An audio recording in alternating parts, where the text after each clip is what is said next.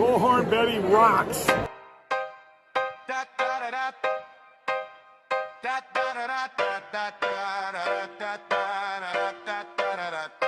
Coffee steaming, files on the table.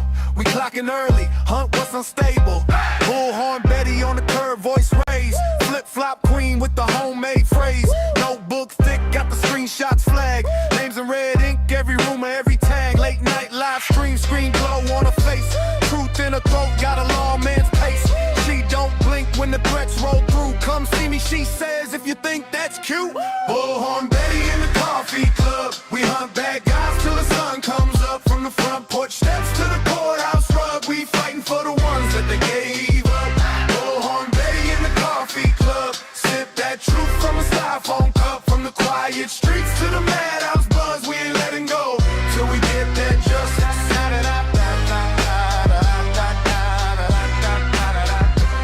Insane Asylum, that's our crew nickname. Laugh so loud while we track these names.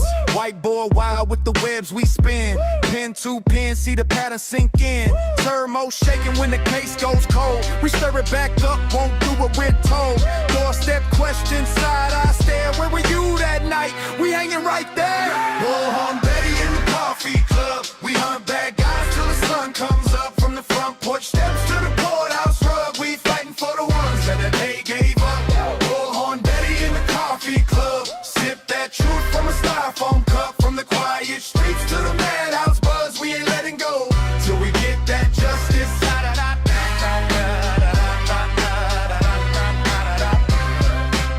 This for the faces on the milk cart labels. This for the families praying at tables. This for the names that the news won't say. We say them out loud every single day. Every day. If you're running in the dark, better feel that fear. Betty got a bullhorn right in your ear. Coffee club crazy, but we think so clear. One small town, whole world gonna hear. Hey! Bullhorn Betty in the coffee club. We hunt bad guys till the sun comes up. From the front porch steps to the courthouse rug. We fighting for the ones that the day gave up.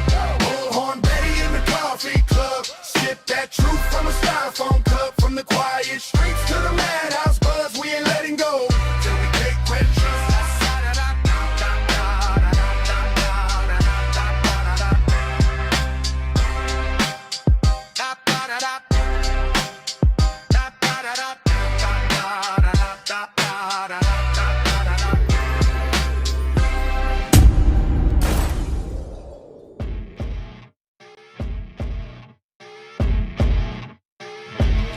As you wake up in the morning, you want to find the latest, greatest information about criminal cases and have an intuitive conversation about the suspects associated with these cases.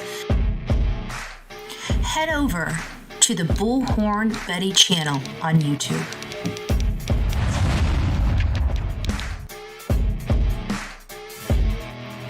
Get breaking news right here on the Bullhorn Betty channel. Welcome to the Bullhorn Betty Coffee Club. Enjoy your stay and enjoy your day.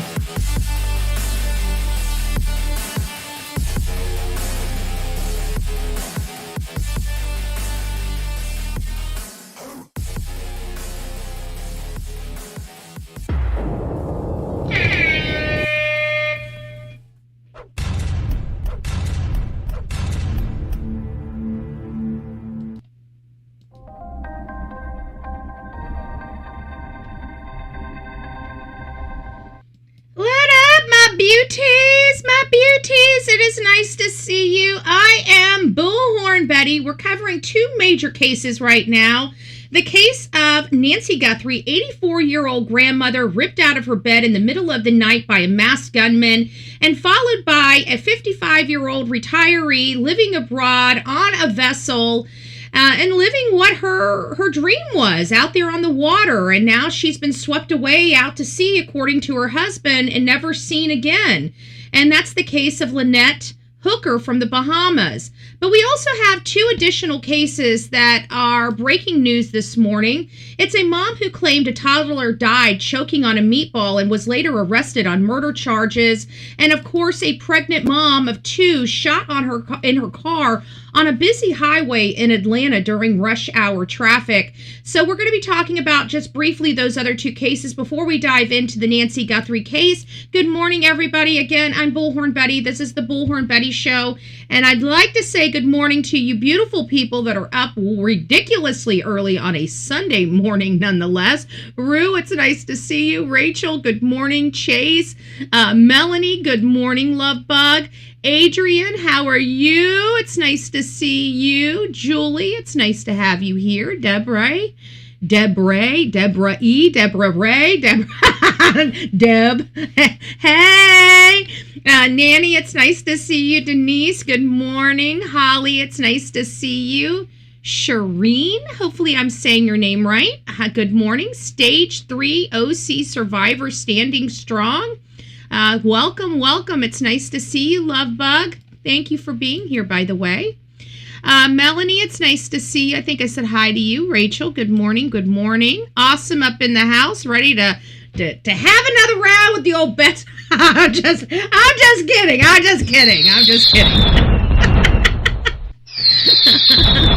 Tanya, it's nice to see you. Minnow, it's nice to see you. Good morning. I called the Bahama police and have been emailing some sailors about the Hooker case too. Ooh, I'd like to hear about your voyage on that front. Tanaka, it's nice to see you. Good morning. Aletha, good morning, love. I hope you're doing well. Who do we have? Pat O'Brien? Is that right? Pat? Good morning. It's nice to see you. Strawberry. Sometimes I have to sound it out to make sure I get it because all the names run together. Strawberry Nani, it's nice to see you. Foams. Okay. It's nice to see you. Good morning. New. Welcome. You're new. Welcome. Grave Crime with Grace. Well, hello, my love. Hello. Oh, wrong one. I'm sorry. It's still early for me too. Okay. It's still early for me too. Welcome. It's nice to see you. Good gracious. Wake up, Betty. Wake up. All right, I'm up. Momo is up in the house. The Boss Bish is up in the house. It's nice to see you. If I missed you this beautiful morning, I'm super sorry. Go ahead and hit that subscribe button if you didn't already. If you are on the replay crew or you're here for your first time, and you know that one of the things you got to do is hit that thumbs up. So go on out, hit that thumbs up button if you're on the replay crew. Hype this live. So we have this story of this little toddler. It's really sad too. Oops, I got the wrong one. The little toddler. Beautiful little guy. Mom looks like, any normal mom. Like, I'm shocked. I'm utterly shocked here. So we've got a mother. This is out of Kansas. And she reportedly claims her toddler was choking on a meatball, but she was ultimately arrested on murder charges. So according to this, I don't even know what county, the Sidwick Grave Crime with Grace. Oh, good gracious! Look at her, grave crime because I'm a love machine. Ow! Grave Crime with Grace gifted 5 Bullhorn Betty memberships. If you received your Bullhorn Betty membership, please don't forget to tell Grave Crime with Grace thank you. And we got Karina, Deb, Julie, Sheila, and Rachel. Welcome to this crazy family we call the Coffee Club. I hear the insanity I love. Grab your straitjacket in your padded room and welcome aboard. Thank you, love. So, anyways, its investigation started in August of 2025 when a 15-month-old child in Clearwater, that's what they say, and prosecutors have filed multiple charges against the child's mother. Wow. So as of April 13, 2026, the DA's office charged Shaina Whitton in connection with the death of her son, Matthew John Whitton. Emergency crews responded at 7 p.m. on August 25, 2025, to the Mimosa Arms apartment at the 700 block of East Janet Street for reports of an unconscious child who had reportedly choked on food. Deputies and Clearwater police officers, EMS, and fire personnel found the child not breathing and began life-saving measures. The child was taken to the hospital in extremely critical condition and died on August 28th, despite medical intervention. So an autopsy conducted on, thank you, Dees, stay caffeinated at all times, Betty. I know. We need a Betty. We need a Bullhorn Betty smack you in the face coffee. An autopsy was conducted on August 31st at Sedgwick County Regional Forensic Center to determine the cause of death with complication to hypoxic ischemic, I don't know what that means, caused by intentional infliction of asphyxiation. So as you guys know, they've received the final report. This happened in August, right? And so this child went through autopsy. It took a lot of time before the report was finalized on January 14th, 2026, just at the beginning of the year. That was done, and it said that this was intentionally done. So she was ultimately arrested. During the investigation, also examined a July 26, 2025 apartment fire at the same scene.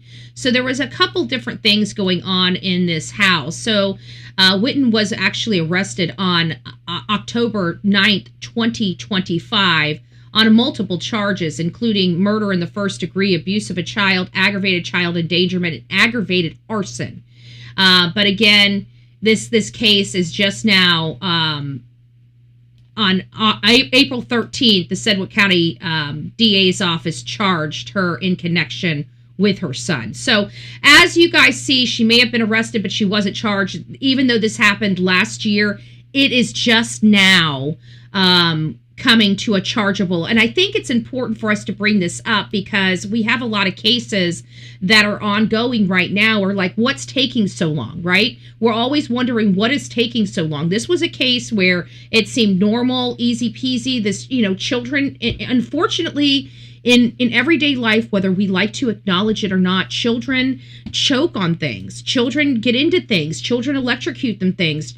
Parents turn their head for a split second and their child is gone. And, so these things do happen. As much as we like to prevent them, as much things do happen, and children do die from choking. And so this is not an abnormal event, in all fairness. Children die, I wouldn't say every single day. I mean, I guess if we brought the world population in, we would say that a child dies from choking every single day. But children don't die from choking all the time. They do have other ailments, like they are resuscitated and now they have brain damage and now they're kind of a vegetable, or they have, because they went without oxygen for so long, it does some type of damage for the brain. But as they start developing, they get better and, start getting their life back as they start growing and their brain starts, growing past the damage in it. So it really does, there are things that go on, but, choking event and seeing that petechia, like I said, there's other ways to tell how the asphyxiation happened. But petechia is usually an indicator that oxygen was cut off. That's your first indicator that oxygen was cut off. Because what happens is when your oxygen is cut off, you strain, and that straining causes these blood vessels in and around your eyes to explode, and it causes these little red dots to be everywhere, which is petechia, and that petechia is an indicator that you had no oxygen. So petechia can happen in drowning, petechia can happen in strangulation, petechia can happen at any time when your oxygen is cut off. So they're saying that based upon this, that they were able to determine that this was not, from a meatball. This was from intentional infliction upon this child that ultimately hurt this child. So it's a sad case. We can't go on very much with it. I just wanted to tell you how we have to be very clinical about this. We can't get too emotional because of the rules of YouTube. But I did want to let you know. And then, of course, this beautiful gal right here was shot to death. They found her in a car during rush hour traffic in Atlanta. I'm not going to go through this. Let me pause this. I'm not going to go through this too much either. But they don't believe that she was shot on the interstate. They believe that an altercation happened elsewhere and she fled and lost her life as a result of her fleeing. And again, she was pregnant with a child at the time. So if you're in the Atlanta area, if you know this person, if you've seen an altercation, please reach out to law enforcement immediately. I'm just going to give you some updated, just general need to know. She was a pregnant mother of 2 who was fatally shot on April 14th. Her name's Bianca Huntley. She's 34 years old. She was found near I-75 near North Central Avenue Southwest near the Atlanta airport. According to Fulton Medical Examiner, Huntley died from gunshot wounds involved the left arm and the torso. She was a pregnant mom found shot along the side of the Georgia highway. According to Atlanta Police Department, responded around 6:15 on Tuesday, April 14th. Report of a person shot along the northbound lane of I-75 near North Central Avenue Southwest in Atlanta. The female driver was a victim of an apparent gunshot wound. The one was later identified as Bianca Huntley, where she died. And the Atlanta police said the preliminary investigation indicates the victim may have sustained her injuries at a separate scene. And that scene is unknown to law enforcement. So you guys might be able to help on that front as well. So thank you guys. I just wanted to get through those couple of, updates. They've been sitting I've been meaning to bring them, as you can tell, for a few days now. Still relevant information, still some things that you guys need to know about both of those cases. And very sad. And they're still looking for information in the Atlanta case. So if you are from Atlanta, Georgia, which I know we do have a few people from that area, if you have any information, you could definitely help in this case. So thank you guys. Now we're going to move on to Nancy Guthrie. Nancy Guthrie, we don't have a whole lot. We have a little more to discuss in Lynette Hooker's case, so I'm going to wait until the end so we're not pressured for time or whatever the case may be. So in the case of Nancy Guthrie, we know that this 84-year-old grandmother was ripped out of her bed in the middle of the night by a masked gunman that you see observed above my head. And this person has not been yet identified. They are working right now. 5 different labs have forensic material that they are working on, trying to help uncover and learn about this assailant. CeCe Moore is waiting for, the SNP profiles to come in. Whenever they have them, she'll be ready to go to run those leads down. But until that time comes, we don't have a whole lot to go on with the Nancy Guthrie case, other than the fact that, the family is either, it's under fire. They're under fire for a variety of reasons. One, I think they're under fire because people still believe Tommaso or Annie had something to do with it. And it's sad, and you can't change people's mind about that because, this whole case is so suspicious on its face, just not knowing what this is truly about. People just, they need to know. And sometimes the easiest path is the one that seems the most probable. And it's hard to get past that. It might be a little more complicated than that. And so I understand why people do, think that the family is involved, this aspect of the family. And then you couple that with the car being impounded, the cops being at their house, them not really helping with flyers, them not really helping with anything, to do with finding their mother. They're not even talking about it. They're not even sending, passing around missing person flyers on their social media profiles. They're just not doing anything.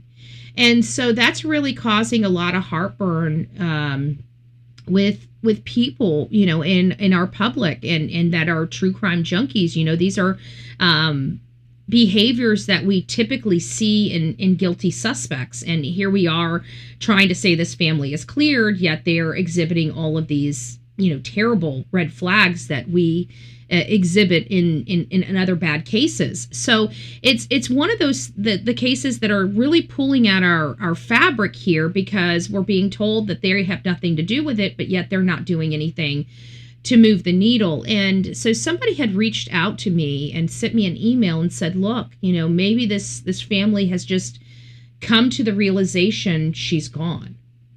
And they know that they can just, I can't remember the verbatim statements from it, but one of our audience members reached out to me and basically said, maybe they've just got it in their head that she's gone, and they know that there's nothing they can do to bring her back, and they just want to move on. And we have seen that behavior before. We've seen that behavior in Ethan Chapin's family, right? So we can't say that we haven't seen that behavior before, right? We know that Ethan's mom and dad had nothing to do with him, being a murder victim. But they were kind of in that same mindset as well of, their son's gone. There's nothing they can do about it. They have other children that they have to worry about. And they just found some way to not have the event just swallow them up and swallow them whole. It was very unnerving, I got to tell you, for me, seeing a family just not have any fight in them. We've talked about it a lot on this channel, about the Chapin family. Not very much because, I knew they were victims and I didn't want to be, condemning victims. I don't think that's fair, but, I do have some type of opinion on that mindset, but it is still a mindset that I don't understand. And Awesome saying, sometimes moving on is all you can do, or self-destruct, which we typically see a lot of self-destruction in this job, right? We see a lot of self-destruction. We talk, one of the reasons why we front load these cases when we have a normal family that doesn't have the finances to deal with this. Like even Lynette's daughter, she's being able to go out there by the good hearts of people donating to her GoFundMe. Like that girl would probably never be able to go out to the Bahamas where her mom's missing from. Can you imagine that? Your mom's missing and you have no money to get there? How hopeless and helpless that feels.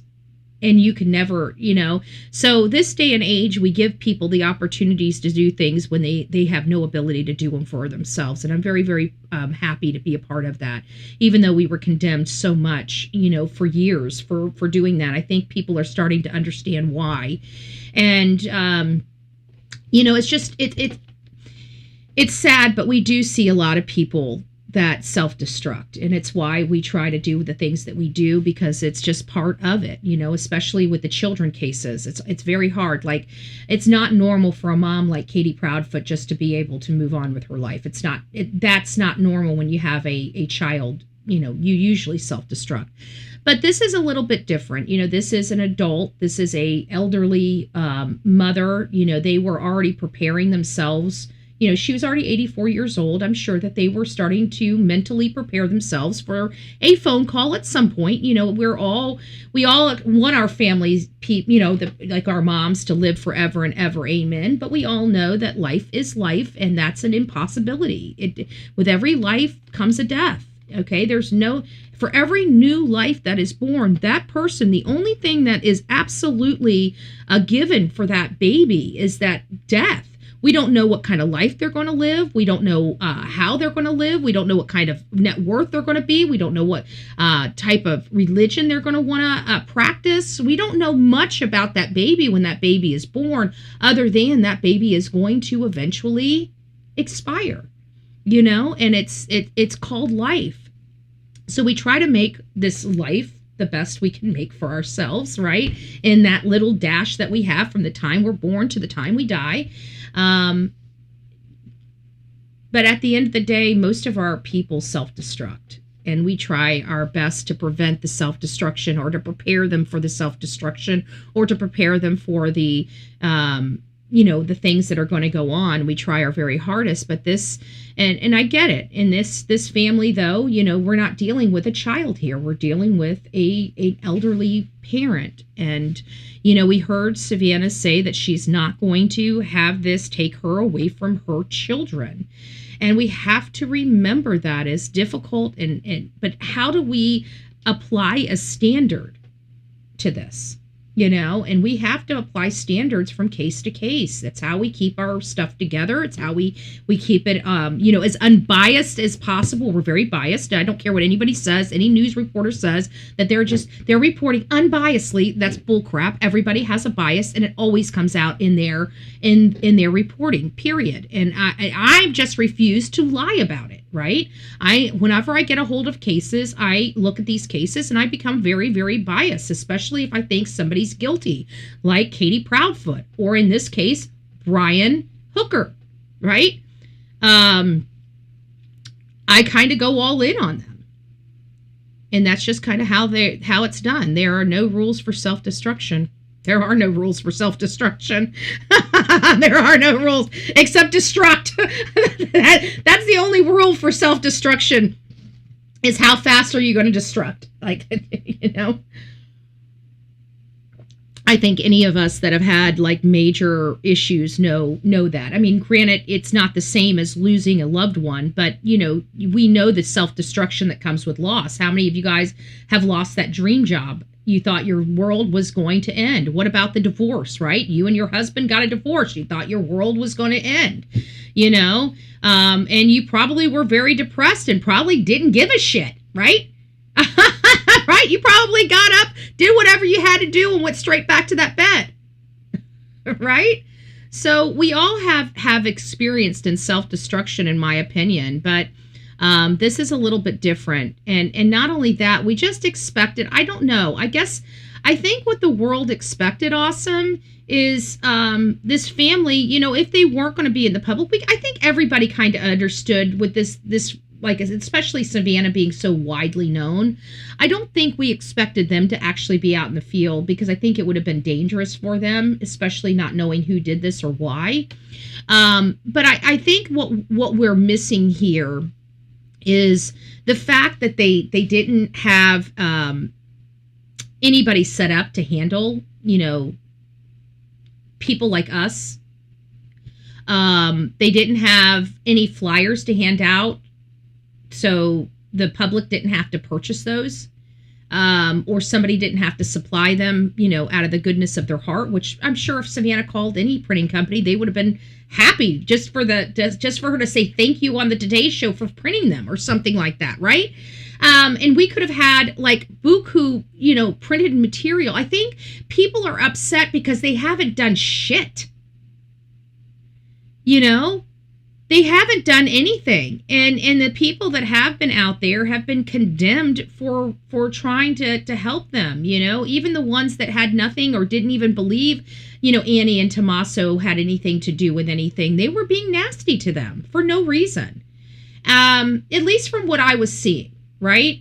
And I understand people don't like being followed or, but at the end of the day, when somebody is driving and they happen to be noticing and somebody else is driving, they have a right to go in the same direction. They don't have a right to chase you down or get yourself, injured. It doesn't need to be a Princess Diana thing, but, people have a right to move around freely on their roads, and no other citizen has a right to stop them. Okay, we have a 14th Amendment here in the United States. That means these laws are to be applied equally. That means people out there in this community and in the foothills of Arizona, they don't get any special breaks. And yet this sheriff is giving them, they're calling us. So what? Advise them of the law. There's nothing you can do about it. Okay? If law enforcement, when they got these phone calls from their citizens and just put it out like that, then this calls would stop. Quit calling us. We can't do it. They're acting within their rights. If they step on your property or threaten you with your bodily injury, then we have something. Until that moment happens, if you're out there screaming at them, then you're the one harassing them and we can arrest you. If law enforcement would just tell these people that up front, a lot of this stuff would be resolved very easily and we wouldn't have problems with the neighbors. But no, they want to kowtow to the neighbors and violate other people's rights because of their neighbors. No. We don't get to do that. We don't get to do that. This is America, okay? This is not a third world country, a dictatorship where we have haves and have-nots, even though you wouldn't know it in our federal political bracket, because they can pretty much commit murder and they're just fine, getting away with it. But either way, this is what we have to deal with. So when it comes to Nancy Guthrie, what do we learn about her case? DNA, right? There's been DNA in here. We were kind of sold on, potentially it being one DNA profile, or not one DNA profile, that's inaccurate, but one spot of where they got this DNA, and it was convoluted. That means it had multiple DNAs inside of that sample. And they keep saying that over and over again. Not all of the neighbors suck. Okay, we got to remember there were some really great, stellar people out there. I don't want to paint with such a broad brush. There were a few bad apples in that community that really made the world look at that community in a different light. And what a shame, because they shouldn't. Because everybody I see, there seems to be more great people out there than there are shitheads, in my opinion. Did we have a few shitheads? Of course we did.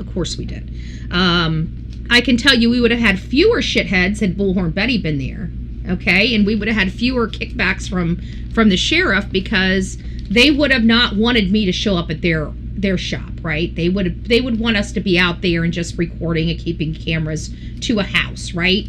And reporting from the side of the street, because they don't want to hear from Bullhorn Betty, do they? Of course not. Nobody wants to hear from me. Let's be honest, right? We come out there, we show out when we have to, right? We know our worth. We know what we bring to the table. We know we can make people climb walls. We know our rights. We don't mind flexing our muscles. We don't mind doing whatever we need to do out there. And especially if I have a cranky neighbor, I'd like to be respectful to him. But the minute that somebody gets disrespectful to me, from that point forward, we ain't gonna be tight. You know what I'm saying? But I thought the guys out there were very nice, very courteous, didn't want to ruffle the feathers. You guys know me, okay?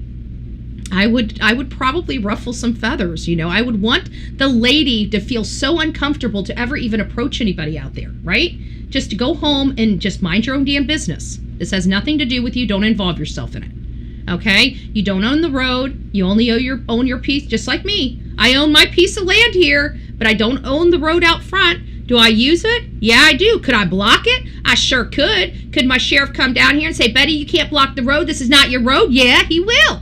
Right? You can't do that. But see, my sheriff likes to apply the law equally. That means if I called him up and said, I got too many people driving by my house, we got this case. We just don't want these people here. We don't want them here. We don't want them here. We don't want their kind here, right? We need you to move them along, right? My sheriff would be like, we can't do that. They have every right to be there. Unless they're threatening you, brandishing a gun, doing this, doing all this, that, and the other, they have a right to be there. Now, you're more than welcome to leave if you'd like. Okay, so let's break it down, because, across this country, sheriffs know how to tell their voters, listen, I have to follow the law. They're allowed to do that. I'm sorry it's disrupting you, but that's within their rights. You're more than welcome to leave. Wow, novel. We have DNA in this case.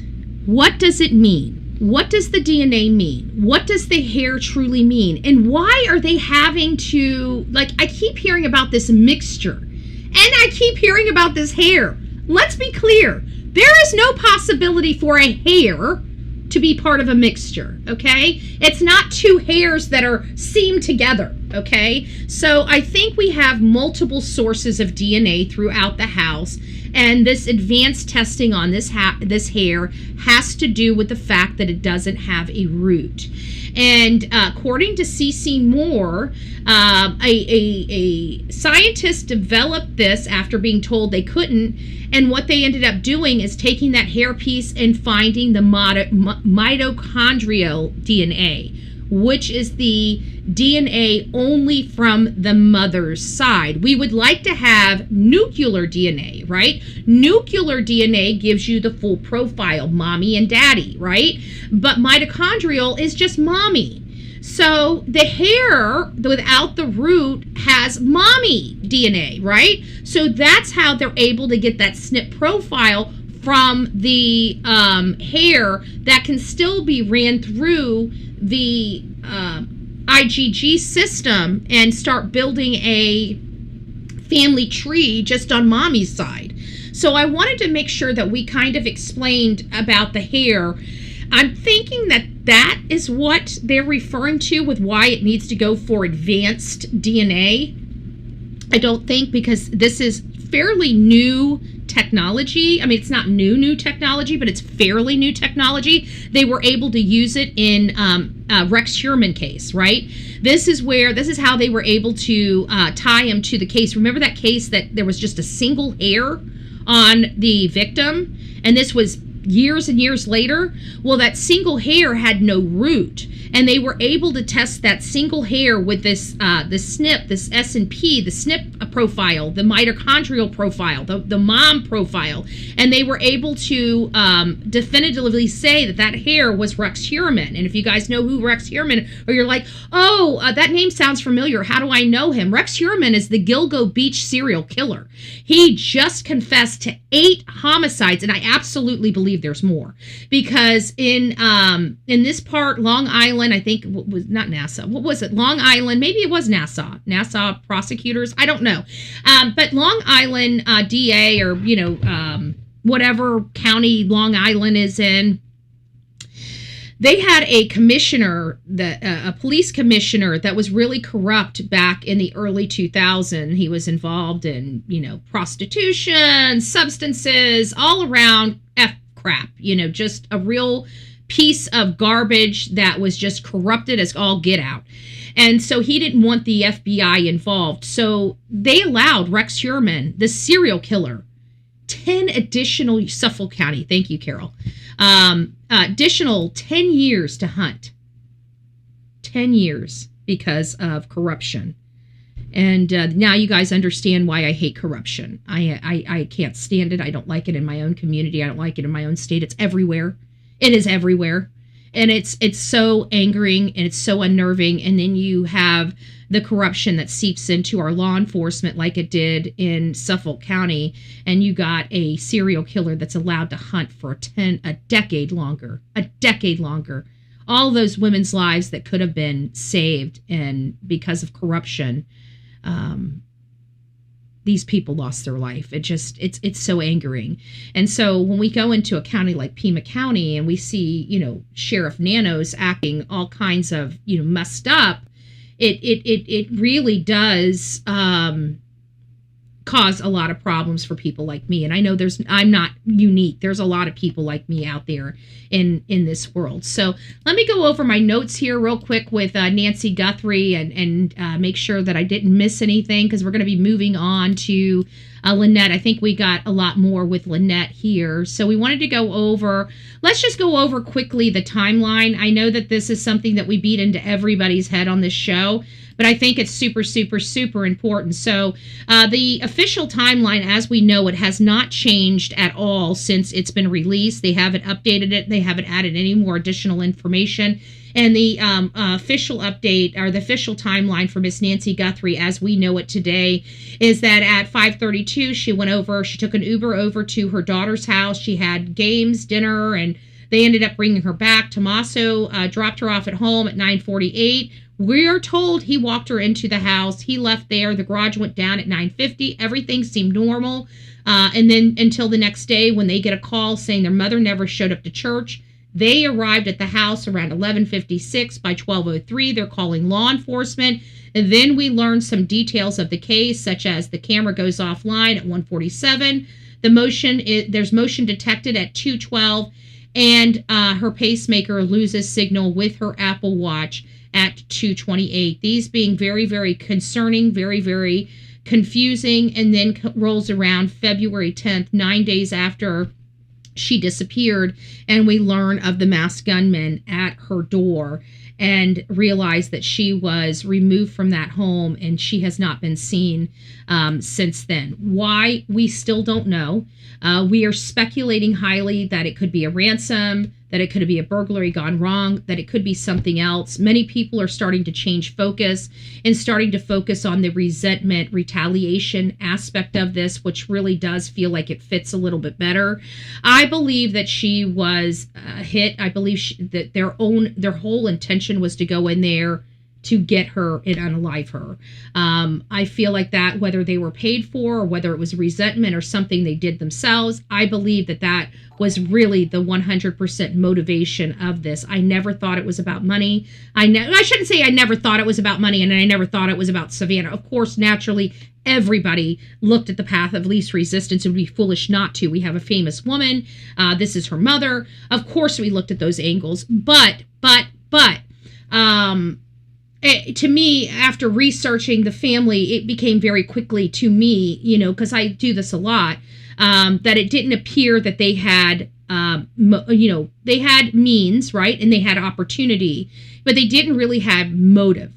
And the motive in this case, at that time, to say it's the family, is money, right? That was the motivation that everybody believed it was.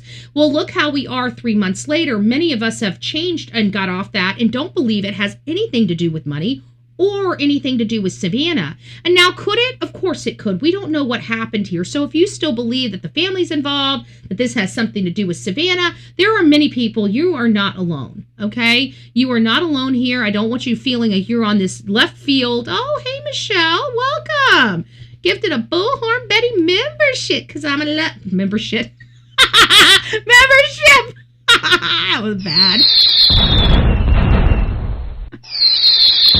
Membership, because I'm a love machine. I'm so sorry. You deserved so much better than that, Michelle. Dina, welcome to this crazy family we call the Coffee Club, i.e. the Insane Asylum. Grab your straight jacket and your padded room and welcome aboard, guys. Thank you, Michelle. We appreciate that. I'm still on I think I'm on my second cup of coffee now. I'm exhausted. Listen to this. Last week we didn't go because Laura had to work. And then yesterday I was completely slammed. I got up early. We did the live ridiculously early. I went to the event for Carol Ann Feltz. It was beautiful. My phone wouldn't record. Her sons get up there to talk. Like, I got all the recordings of everything until her sons get up there to speak. And my phone wouldn't record anymore. And I'm like, what the hell? How does my phone? I'm out of space. I'm always out of space. I'm Bullhorn Betty. That's why I pay for iCloud, right? So my syncing, it took me like an hour after the event was over to figure out what the hell was going on with my phone. I'm like, please don't tell me I have to stop what I'm doing today and like literally clean out my phone. Like, I'm deleting stuff right there at this event, like on my phone, trying to delete so I could record a little tidbit of her sons. And my phone I just couldn't get the damn thing to work. And then after I leave, I realized that my iCloud syncing paused. How the hell does your iCloud syncing just automatically just pause itself? I don't know. So I turned it back on. I think the phone's working fine, but boy, that was really upsetting. But yesterday was pretty busy for me. So then I come back here. I had to do something real quick, and then I grabbed the dog, I changed clothes, and then I'm out the door going over to Laura's. I get to Laura's, and of course, Delilah. This is the first time Delilah had a play date. Last week she couldn't go because Laura was working. This is her last play date. Next week she can't go because she's going to have surgery. And so I take her out there. Remember how I told you all week she's gotten me up at like 3:30 or 4 o'clock in the morning where she just jumps on my chest and starts licking my face? And it's like, okay, I got to get up, right? Well, this morning, 5 o'clock, guess what? Nope. Nothing. Now you guys see why it's so important for her to have her play date. No jumping on my chest at 4 o'clock in the morning. No licking of the face at 4 o'clock in the morning. Hell, I came in here, got up, did my thumbnails. She's still laying in bed. All right? I just want to make sure you guys know she's still in bed right now. She hasn't even gotten her little butt up. She's still in bed. So that's the importance. I just want to make you guys understand why it's so important for her to have her day out. So anyways, yesterday was so busy. I was going to come because I knew that the daughter, Lynette's daughter, had, she went to the Bahamas to look for her mother. As she's going in, her stepfather's flying out. He won't even look at her in her face. big telltale sign. I'm sorry. People's behavior and how they act in stresses and stuff really dictate the integrity of that person. Okay. And Brian, he's been with this young girl, watched her grow up 25 blessed years. And she's coming to the Bahamas by herself. I mean, granted, she has her boyfriend, but by herself to look for her mom, and her stepfather flees the island.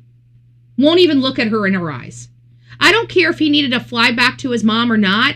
She was coming in the day he was flying out. He couldn't have held up one single day to greet his stepdaughter and say, here's everything we've got. Here's the vessel. Here's the keys to the vessel. You know, you guys stay wherever you need to. Here's the maps. Here's what mom was wearing. Just sitting down and going through everything with her before you depart to go take care of your mom. And then telling her, like, look, this is where you need to search. This is where I left off searching. I'm going to go. I got to deal with my mom. I will be back in 5 days, or 4 days. Just stay here. Just keep searching. I will be on my phone. You know my number. Whatever you need, I'm here for you, right? He could have done that. But I do believe it was a detrimental thing. And this is for everybody out there that comes across this show. If you are ever put in a situation like this and you know that your parent or the person that you care about or somebody you're speaking to may have committed a crime like this, don't stop communicating with them. I feel like her daughter, and of course people don't understand, and I know this has to be extremely hard for her daughter. People don't know how to handle this kind of stuff, and I understand that. That's why we try to educate people as well. You don't do any justice for yourself or for your missing loved one by shutting off communications with the person you think did it. The best strategy, in my opinion, this is for everybody, is to keep them talking. Record everything. Make sure everything is recorded. Make sure everything is kept, very safe and secure. That's what you need to do. The last thing you need to do is be cutting off communications with them. You want to keep locking them into a story. You want to keep locking them into the factual statements that they cannot move out of. You need to lock them down. Okay? I know that you as a layperson does not understand that. That's why there's YouTube. That's why there's this true crime community. That's why we have content creators. That's why if we had an opportunity to have a suspect on the phone, what would we be doing as content creators? Keeping them talking. Keeping them talking, asking them questions, specific questions about details. Why do we do that? Is it because we want the clicks and the views? The clicks and the views are helpful, but why are we doing that? Because we're locking them into their story and we're not allowing them to move much off that. Now, there are hate channels that lock them into the story and allow them to adjust their story and modify their story and say, oh, it's okay. Just go ahead and do this, and this, and everybody will be nice to you again, right? We don't. We want to lock people in the story because we think everybody's suspicious, right? We want the truth to alleviate yourself from suspicion, not forced. So we ask a lot of questions. When we feel that the questions are answered truthfully, we're helpful, right? When we think that the answers to those questions are lies and being deceptive, well, social media is not your friend. I can tell you, social media will be your biggest enemy.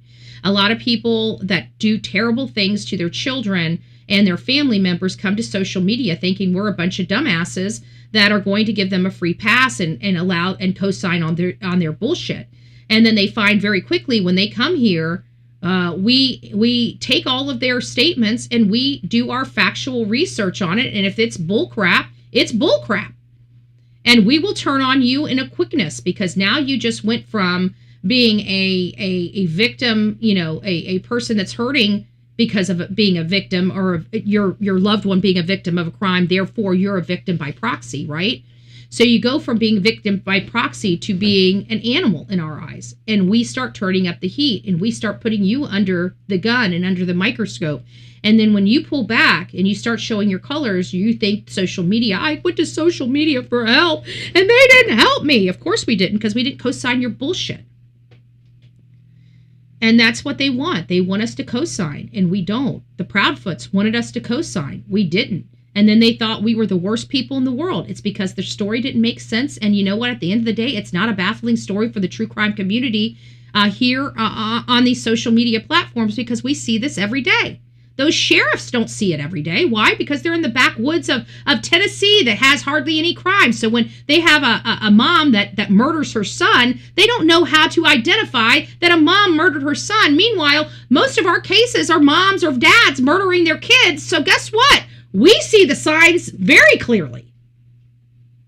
And we're trying to convince these yahoos, known as law enforcement, that they're wrong. And they're looking at us like, well, what kind of experience do you have? Well, we've been all over the country, sir. We've seen the best of policing and the worst of it. You don't know what you're talking about. Okay, sir.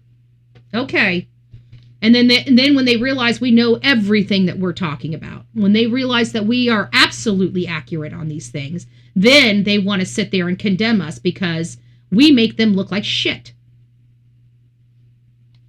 And they're too arrogant to stand out of their own way. Like Eric Craddock, he was young. He could have done a lot. He could have really embraced the help he was getting into helping him find out what happened to this boy, but he didn't want to. He ended up thinking it's a personal attack on him, which it became a personal attack on him because he's a freaking yahoo.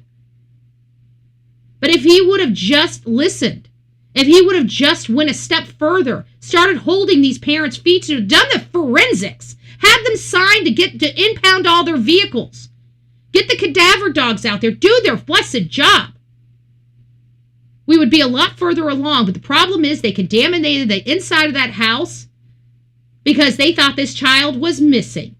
They didn't even take into consideration that this child was a homicide victim until days later. Or could be a homicide victim. Anyways, let's get back on Nancy Guthrie. We got just a few things to go over here before we move over to Lynette. It's a method that extracts nuclear DNA from just the shaft of a stray hair. You don't need the root on the end. To give you an idea of just how mind-blowing the technology is, it's the same kind of DNA testing that helped break the case of Rex Heuermann, the Gilgo Beach serial killer. Of course, we don't yet know whose hair this is and whether it belongs to the suspect, to Nancy herself, or to any other person who might have wandered through her home at any time. But it does seem like investigators at least have a hunch that this could lead to something big. Joining us now is renowned DNA expert and genetic genealogist Cece Moore, the nation's premier DNA expert, and former CIA officer and News Nation national security contributor Tracy Walder. Great to have both of you with us. Cece, this lab in Florida wasn't able to do anything with the hair, but now they've sent it to Quantico where they're able to do this sort of mixed DNA testing? The hair is not the mixed DNA that we've been hearing about. I knew it. I told you. There's no possibility of it. Hair would be single source. The lab in Florida does have some capabilities, and if there had been a root, they would have already tested this and I'm sure been successful. Oh, so you mean when we were complaining about Chris Nanos sending this stuff to that elite Florida lab, and we said it needs to go to Quantico for advanced testing. Oh, well, now it does that they have all this capability there, sometimes better than the FBI. So when minutes counted, when this woman's life hung in the balance, this stupid, ignorant sheriff sends the DNA off to a Florida lab that now months later has to go to the FBI. So you're telling, if they are able to identify this hair, I want to let you guys know that Nancy Guthrie died because of Chris Nanos. Because had he just followed instruction and sent all this shit to the FBI, you know, we don't know where we would be right now. We don't know where we would be. Could Nancy Guthrie have been saved? I really don't believe she could have been saved. I think she was dying on the way out, but that's just my opinion. We have so many people in this chat right now that believe that she was alive when she left that house. And she was in good health when she left that house, even though she might have been bleeding. For all those people, they have to swallow the pill that this lady most likely lost her life because of the delays Chris Nanos made and created, including the testing at this DNA lab. It's a lot harder when you don't have the root, which is why we believe this is rootless hair or a hair shaft. The FBI themselves would not be the ones trying to extract DNA from that because they work with a company in Santa Cruz called Estrella Forensics. That's who has done all of the rootless hair work for the FBI, including in the Rex Heuermann Gilgo Beach murders. So, as you guys see, we got that. And what's this one? Oh, and this is to tell you, you know, and again, coming back to Pima County, we watched this for 3 solid days now. We broke it the night before last. We talked about it yesterday, and we're talking about it again today because we are being misled. We have somebody that was detained. We don't know if it was Carlos again or if it was another person. They're obviously not wanting to release the names. We know that all of these executed warrants are being done under seal. Nobody's getting the warrants. Carlos didn't get the warrants. Thank you, Betty. Honk, honk, beep, beep. Thank you, Dina. It's nice to see you. Thank you. Good. My grandmother called me 2 a.m. to talk politics and religion for 3 hours. Oh, I could talk politics and religion. Literally, we could call this the Bullhorn Betty political religious show, and I could literally take up that would be. She's 91. Oh, she's a super ager. We have we just watched a video on a super agers. And there are people, I guess, over 80 years old. So there was one guy, he looked freaking amazing. He was like 94 years old. Guy didn't look a day over 70. He really didn't. He really didn't. And his wife had just passed away a few months before, and she was also a super ager. And one guy's like, I feel, I think it's what did he say? I feel it's insulting to be called a super ager. That's what he said. He goes, but I guess it is what it is, or something like that. It was crazy. So, but it was interesting. We have a lot of people, and they were saying the best thing to do is laugh and eat healthy, and your body has to be your temple, and but there was one lady that, was it a lady or a man? I think it might have been a lady it was a lady or a man. I can't remember. I think it was a man because he goes, I smoke a cigar. He was 100 and something years old. And they said, what is his secret? And he said, I smoke one cigar every day and eat myself a plate of bacon. Okay. A cigar and a plate of bacon. I don't think the Surgeon General is going to approve that message, but that's what he said that kept him, going. Yeah, see, overly political correct. Yeah. Should have spent more time actively searching for. He should have. He should have been more involved. He was too busy trying to be GQ, trying to feel like he has it all. But you know what really upset me about him out of all of this? It was the car. It was seeing him in his Corvette racing up and down a street and his own citizens getting scared and literally braking and pulling off the road to let him pass. When I saw him literally have no concern or consideration of someone's life behind a 1,000-pound machine, thousands pounds of machine, that right there showed me all I needed to know about Chris Nanos. And this was before I even knew about his horrible past. And when I saw that, it sickened me. I knew right there that this man is abusing his job, is abusing him being, because if anybody was driving like that on his road, he would advise his officers to pull him over and ticket him or take him to jail. And yet you're seeing him doing this. It was disgusting to me. It was utterly disgusting to me.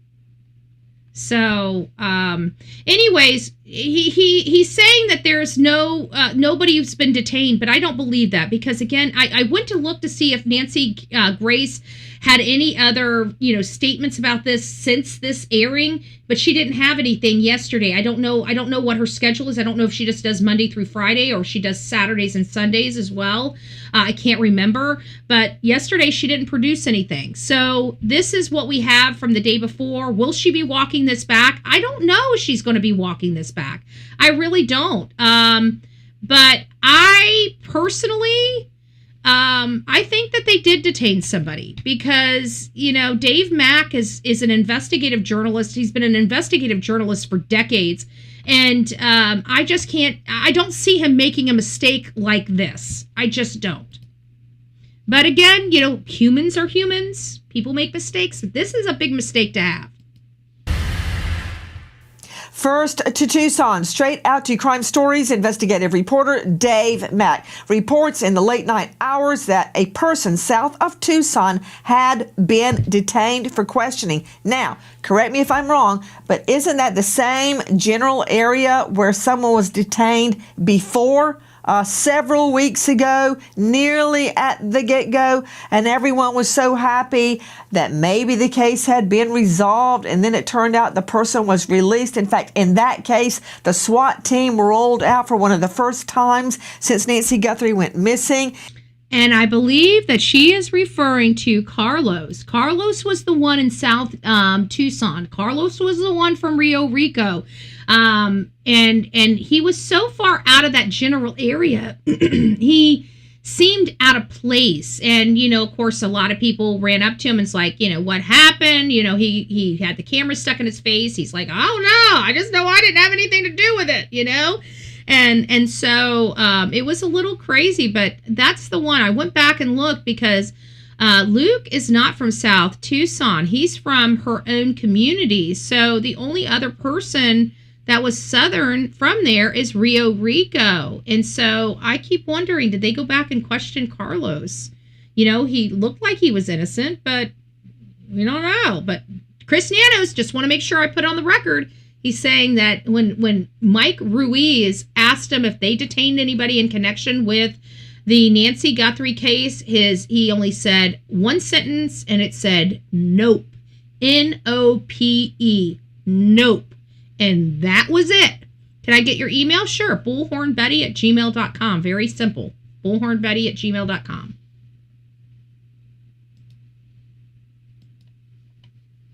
And they were poised. Also nearby, a hostage negotiator, we were told, but it all fizzled out. What do you know? Nancy, that is exactly what happened. And it appears that we're right back in that same general area as we had been before. And now we're being led to the trough, a possible suspect. There's possible new information, but Pima County not jumping in, nobody providing us with a lot of information on this, Nancy, other than what do you mean you're not going to date a guy that has a fancy car? A man needs to have a job. He needs to be above you so he can take care. I'm old fashioned. Like I think that I don't mind making money. I don't mind, but whoever I'm dating, he's got to be making more than me. You got to be able to take care of me. I'm sorry. You can say I'm a gold digger. I don't care what you call me. But you know what? I bring something to the table, and by God, he better too. And if he's driving a nice car, that helps. that helps. I'm just saying, it doesn't have to be a fancy car, but it's got to be a nice one. We're putting together by saying, don't put yourself below. You guys need to start bringing that threshold up a little bit, folks. Okay? Broaden your horizons a little bit, ladies. Okay? Broaden your horizons a little bit. There's nothing wrong with wanting everything. You should be able to have it all. A great guy, fancy car, nice house. You should be able to have it all. Don't sell yourself short. And neither do you guys. Guys, don't sell yourself short. saying, hey, they're in the same general area that we've already been once before. And remember, Nancy, you mentioned that was a big undertaking that last time with the SWAT team, a negotiator. I don't know. The law enforcement had a plan that they were putting. Dina, I don't know if I can put that up on the screen. I don't know if I can put that on the screen, but I saw it. I saw it. Putting into action, and it ended up being nothing. Now we're 2 months down the road, and a lot more information has come in. We're getting some DNA evidence back, and now back in the same place. So we'll have to wait and see what happens next. Well, I can tell you what's happening next. They're hiding the information. They're not, getting the information. And of course, I was going to play this, but we don't need to. We know that there is a potential critical information related to the DNA and forensics. So we've known that now for a few days. FBI getting critical data. Pima County Sheriff Chris Nanos saying, "Oh, this is nothing new. We've been sharing this stuff." The problem is they should have given it all to the FBI to begin with, instead of having this split across 5 different blessed labs throughout the United States. What a jerk off. What a jerk off. I got to tell you, I would be out there every day if I was the Guthrie family, screaming at this sheriff. Screaming at him. And again, we hear crickets from the Guthrie family. But I'm going to move past that. I'm not going to sit there and condemn or whack victims over the head. I feel like it's victim shaming and blaming, and I just don't want to do that. Now, moving across the pond, moving all the way to the Bahamas, we have the case of Lynette Hooker and Brian Hooker. As we know, Lynette here seen is missing. She has been missing since February 4th, just before Easter holiday, which just puts another...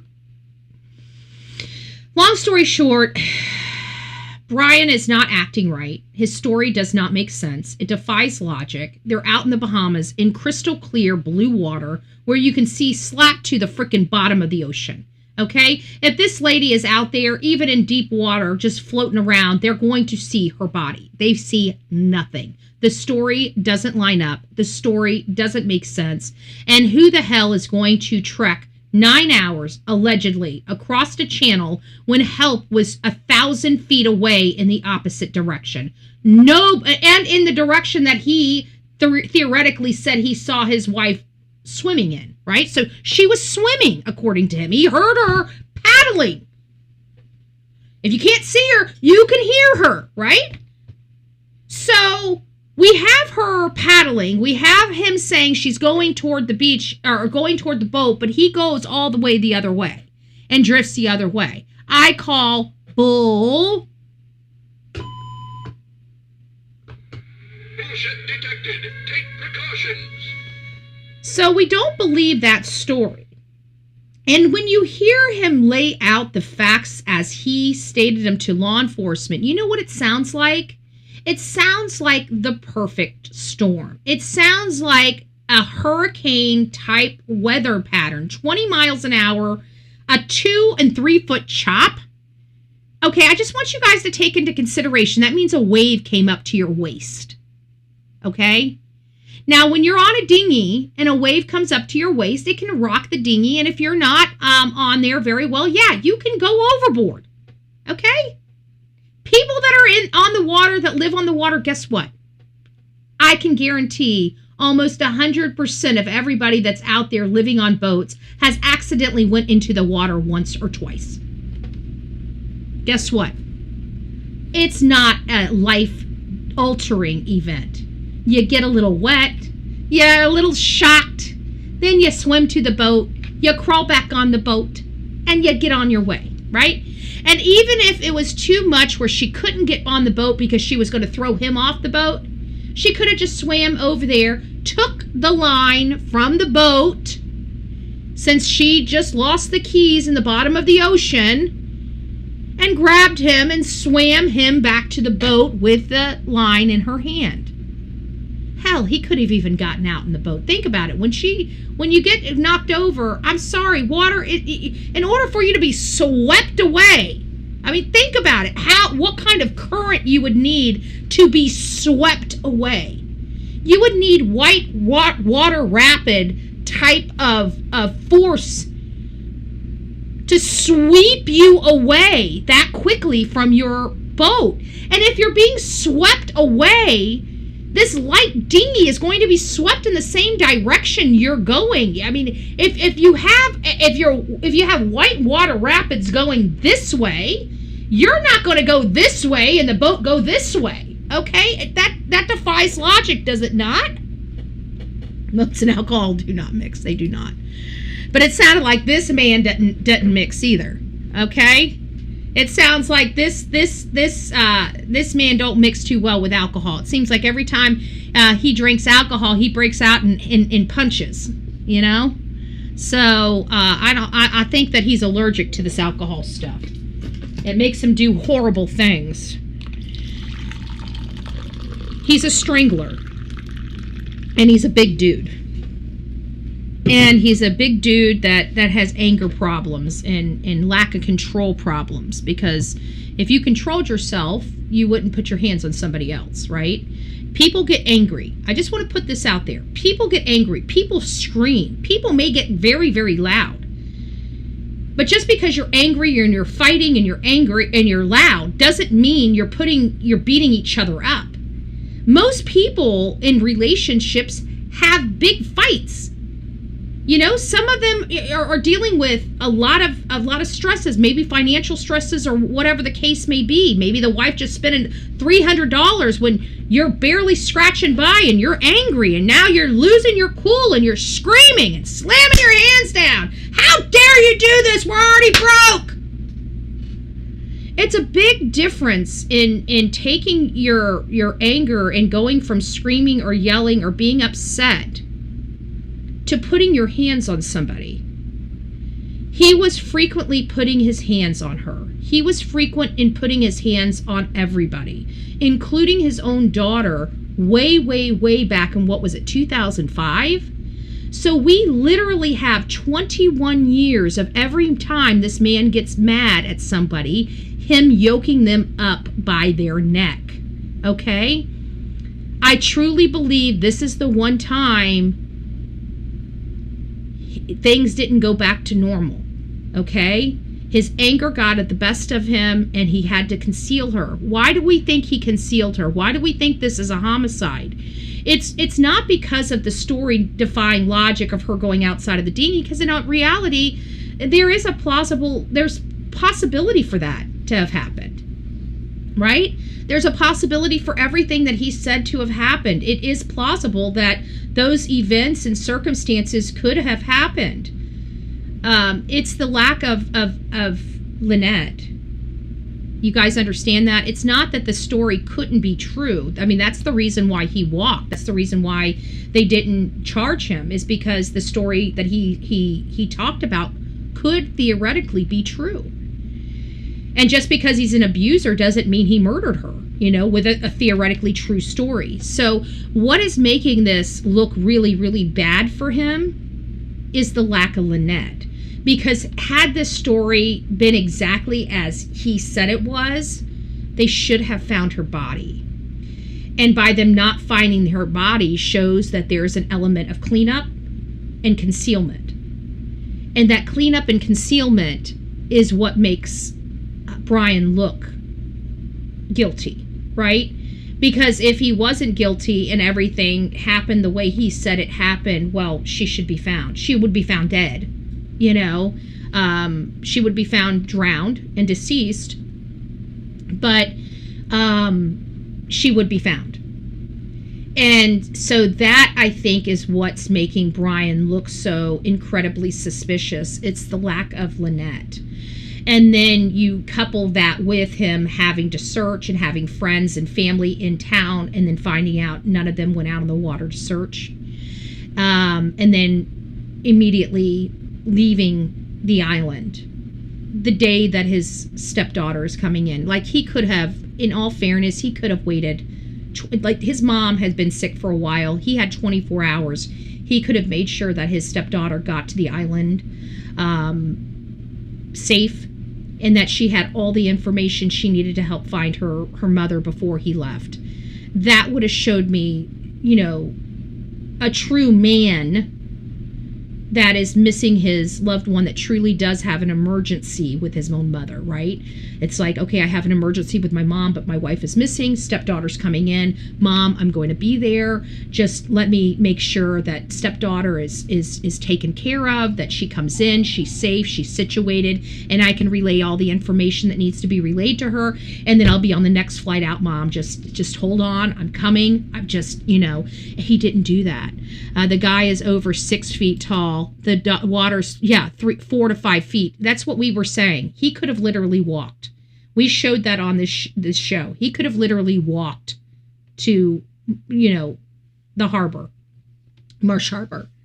But it's not even that. It's not even that. It's the fact that he chose to go all the way over that way instead of back to like 1,000 yards or 1,000 feet this way to land where he had phone and emergency services.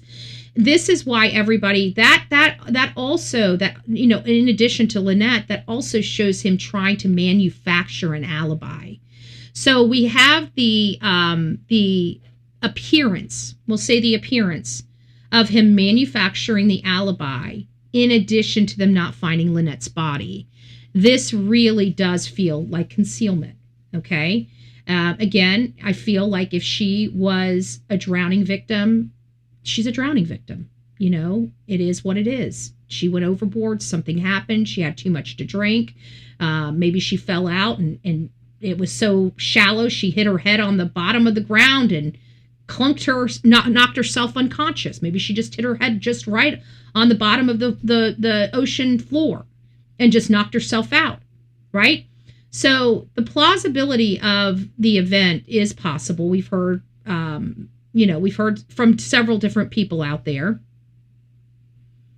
including the captain. And then we heard yesterday the fire and rescue guy that was out there that brought the dinghy to Brian. And he even said there was we got a lot of great information from him. There was one spent flare in the boat. He says he shot off 2, but they said there was 1 spent flare in the boat.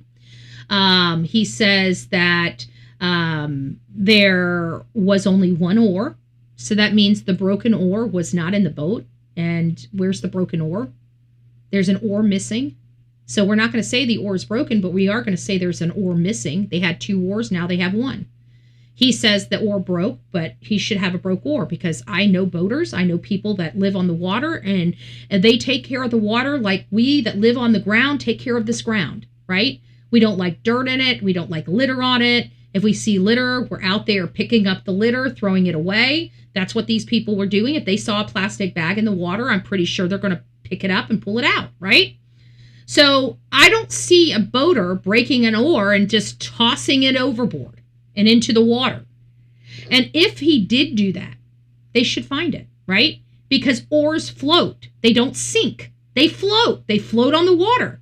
So if he broke the oar, there should be, and he doesn't have it, and he threw it out in the water, well, by God, if they found the green floaty device, they should find the oar floating around somewhere nearby. So where is the oar? Where is the oar? I bet you the oar might be where Lynette is. Possible. We don't know. We don't know where the oar is. We don't know where the oar is. I think they detained someone because I can't see Nancy and Dave both saying it. Neither can I. I believe Chris Nanos. I mean, for him to say nope, he didn't even express anything. I don't believe him. I believe they're. I think that they are. They have a gag on the search warrants because of the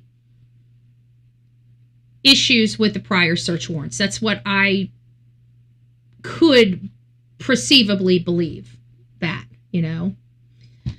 So let's go ahead here with Lynette. Let's hear what we got going on here. This is the daughter.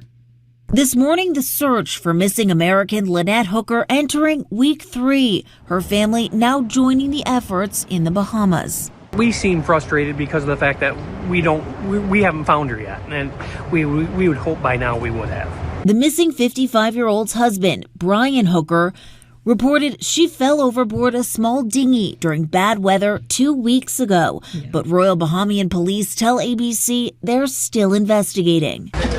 New video showing the frantic search, the Coast Guard out with a canine, including on Brian's boat, the Soulmate. Carly Aylesworth, Lynette's daughter and Brian's stepdaughter, seen arriving on the island to help. But Brian, who was arrested by police and released without charges, already gone. That is what I'm talking about. His stepdaughter comes there He doesn't even wait for her.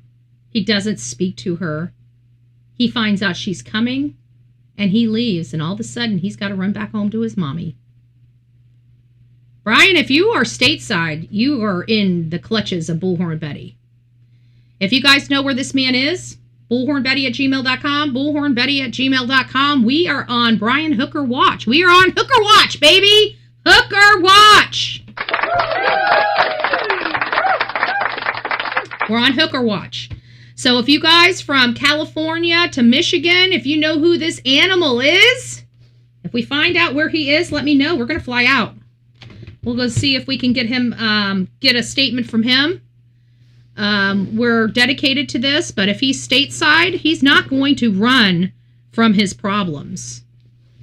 He's not going to run from his problems. So if you guys pass this live around, we are on Hooker Watch right now. Where is Brian Hooker? Where is Brian Hooker? That's what we need.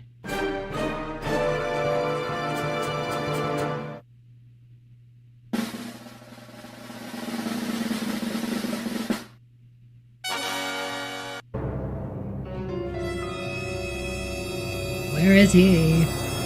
Where is he? We will find you. No, I'm just joking. We are on Hooker Watch, so he is landside. He's USA side. We want to make sure he stays here. He's going to either be here or Bahamas. So we're on Hooker Watch. If you guys see the hooker, let me know where the hooker is. Because this hooker needs to hooker that hooker. So we're going to hooker. She either got taken out to sea or buried on land. That's where I'm at, Kill Switch. I've been buried. I've been a landy. I thought because I knew the water out there, and I'm like, they're going to be able to find her. If he sunk her in that water, with even if it's cooler, they're going to be able to see the cooler. Like the water is crystal clear. Like you're not going to, unless she's in a seabed, you know, like the seagrass. There's some areas that are completely clear, but they have huge seagrass fields. And it's a very dark, you can't really see anything because of the seagrass. And if you drop her in the middle of the seagrass, she could be hidden, you know, and that would be the only way you're going to hide her in the water. You got to find those huge, they do. There's and you can't even tell how deep it is. It's super, super deep. But it looks like it's like 2 feet deep, right? And when you're going by it, all you see is this dark area, and you're like, what is that dark area? And it's just like in the middle, like you see all of this clearness, and then you see this really dark area, and it's a seagrass field. It's a seagrass field. I'd be screaming too. Oh yeah. So that's the only way that she's going to be hidden in that water, in my opinion. Now, there are some ways that she can be hidden in the water and similar on land. Like it's in the middle. And the way that can be done is the mangroves. There's a lot of mangroves out there in the Bahamas. And those mangroves, if you notice anything about them, they have this webbed and weaved root system. And some of the root systems have big voids in them. So the root system, you could actually, to keep somebody from floating out, push somebody up in that root system. They're still in the water. They're obscured by the root system. They're in the water, but on the land, because you're not getting those mangroves without having some land to attach the mangroves to. So you have that way too. So I am the snuggle, struggle, and the hooker. Yeah, there you go. That is kind of funny. That is kind of funny. Snuggle, struggle, hooker. We're on the snuggle, struggle, hooker watch. Okay, we're on the snuggle, struggle, hooker watch. But that's another way. And then the other thing is that oar. You know, that oar could. People on boats don't have shovels and yard equipment. Like when we're on land, what do we have? Like around here, I've got wheelbarrows. I got all kinds of stuff. I got even a cart that can attach to my freaking riding lawnmower, right? And I can load this cart up and drag it to the front with the riding lawnmower. So we have a lot of stuff here on land, but when you're on the water, you don't need that stuff, right? You need boats, you need kayaks, you need, oars and stuff like that. So if something comes up where you need to bury something, well, you have to use your oar to dig. Unless you have some type of, small utensil on your boat, which some people do. They have those little makeshift like shovels that have like the little, shovel head that's like this big, just in case you need something, like if you go to the beach and stuff, but they don't have like full-size shovels. The biggest thing you're going to get is that oar. That oar's, usually gives you some leverage so you can, get something. So I really think the oar missing might help identify that she's on land. And that's, I thought she was on land before we heard of the oar. But then the oar, the only thing I can think that would break the oar is like when you're trying to push something off, like say off the edge of your boat. If it's heavy, like a body, you need something to leverage because you can only drag it so far, and then you've got to help prop it up on that shelf to get it off, and that made it, it might have snapped. I can see where if you're trying to use that to lift up, that the pressure could snap an oar. I could see that. So it is possible she is in the water somewhere. But it also is possible that oar was broken during a digging excursion. So I've never heard of an oar breaking from paddling. I just never heard of an oar breaking from paddling. The daughter thinks because she said he's been abusive most of her life. Not only that, but like even her own mother had already been talking about, how do you get your daughter away from it? Her father, Lynette's father, told her he thought he was going to have to bury her from the abuse. Like this whole family was well aware of how abusive Brian was toward her. They've known it for years. They've been trying to work with it, and it got real bad when they went on the boat, and she was telling everybody how bad it was getting. It was too much closeness for them. This man abused this woman. He abused this woman to death, and then he fled. There's no other explanation for his behavior, and I don't really care about his attorney, Terrell Butler. She will lie to us in a quickness, okay? Or deceive us. I shouldn't say lie to us. She can't really lie to us. She could lose her license for lying, but she definitely doesn't have to be forthcoming, and she doesn't know when he's coming back to the island, and she's not going to speculate when he's coming back to the island, right? I bet you anything, if his mom died tomorrow, he wouldn't be back to the island looking for his wife, okay? This man is never coming back to the Bahamas again. Why? Because he's a freaking criminal and most likely murdered his wife. He has dishonored his country. He's nothing more than a common criminal from the eyes of the public at this moment. He could have had some salvation in his reputation if he would have just stayed. At least stayed until his stepdaughter got there. Until his stepdaughter got there, and he didn't. He took off. He didn't want to face his stepdaughter. Don't tell me that's not a telltale sign that he's guilty as shit. Okay? There is no way I would have my stepchild, and I do have stepchildren. If their father, I'm not even with their father anymore, but God forbid something happened to my ex-husband, I would be there to greet my stepchildren, even though I haven't talked to my stepchildren since pretty much my divorce. But if something happened to their father, I would definitely be there. I haven't even been with their father in years. I would definitely be there to greet them here and get them situated and tell them everything that I know about what happened to their dad before I left to go out of town or to get on with my life. And he goes and leaves his stepdaughter to deal with all of this by herself? That there's no excuse for this, folks. You can't give this man a free pass. This is so suspect. And even if it's not suspect, it's just horrible humanity. Horrible humanity. From a man that's supposed to have loved his wife and helped her raise her child, and you dip out? You dip out on a 20-something? This 20-something is not capable of dealing with her mother, and most likely let's face it, this lady disappeared on the 4th. Today is April 19th. I mean, you're talking about 15 days, nobody's seen her. She's most likely dead. And you're going to have your stepdaughter deal with that all by her freaking self? Trust me, I'm looking for Brian. We need to find out, is he in California or is he in Michigan? Him and I have a date. Me and Brian Hooker have a date. Okay? So we need to find out where our date's going to be. Is it going to be in California or is it going to be in Michigan? I'm going to put that out there for you folks.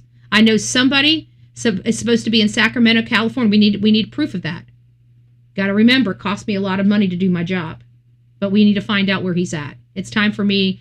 If he's at his mom's house, I want proof he's there because it's time for me to fly out to California. I don't like making this journey all the way over there, but this one, I think this one has my name all over it.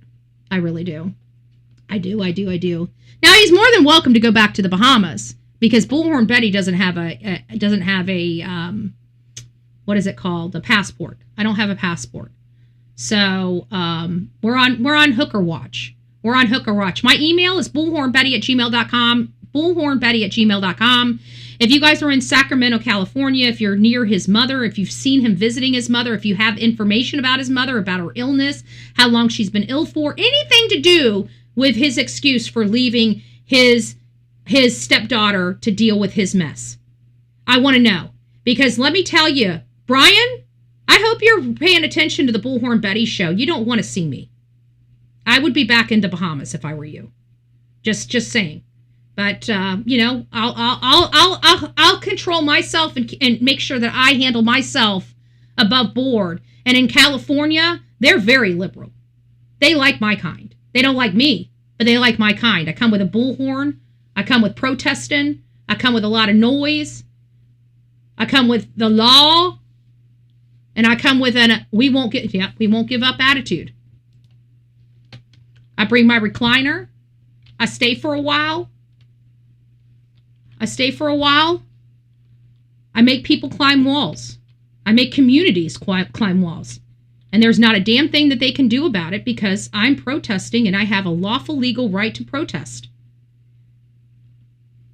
And I think this is going to be the case. So we're on Hooker Watch. If you guys know where we need to be, let me know. bullhornbetty@gmail.com, bullhornbetty@gmail.com. Okay, let's listen to the daughter.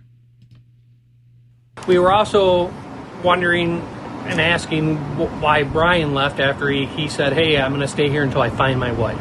Well, that was his word, and his word, well, is not worth, the paper it's written on.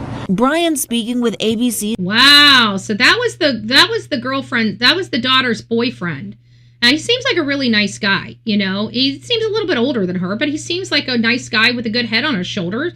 She's almost 30 years old. So, I mean, we can't complain about who she decides to see, but he seems like a really nice supporting man. And he seems about as upset as his girlfriend is. I can't imagine what he must be going through. This is a helpless feeling for anybody around you, He's Victor Oquendo just days ago, saying he wouldn't leave until Lynette was found. So you plan on staying in the Bahamas? Yes, this is where my wife is. And vowing to find out what happened. My only focus is to go back to the boat and then hire or beg people to help me go find some areas to search. But there were boaters that came to him while he was still on Soulmate after his wife left, and he turned them away. He told him there's nothing more they can do.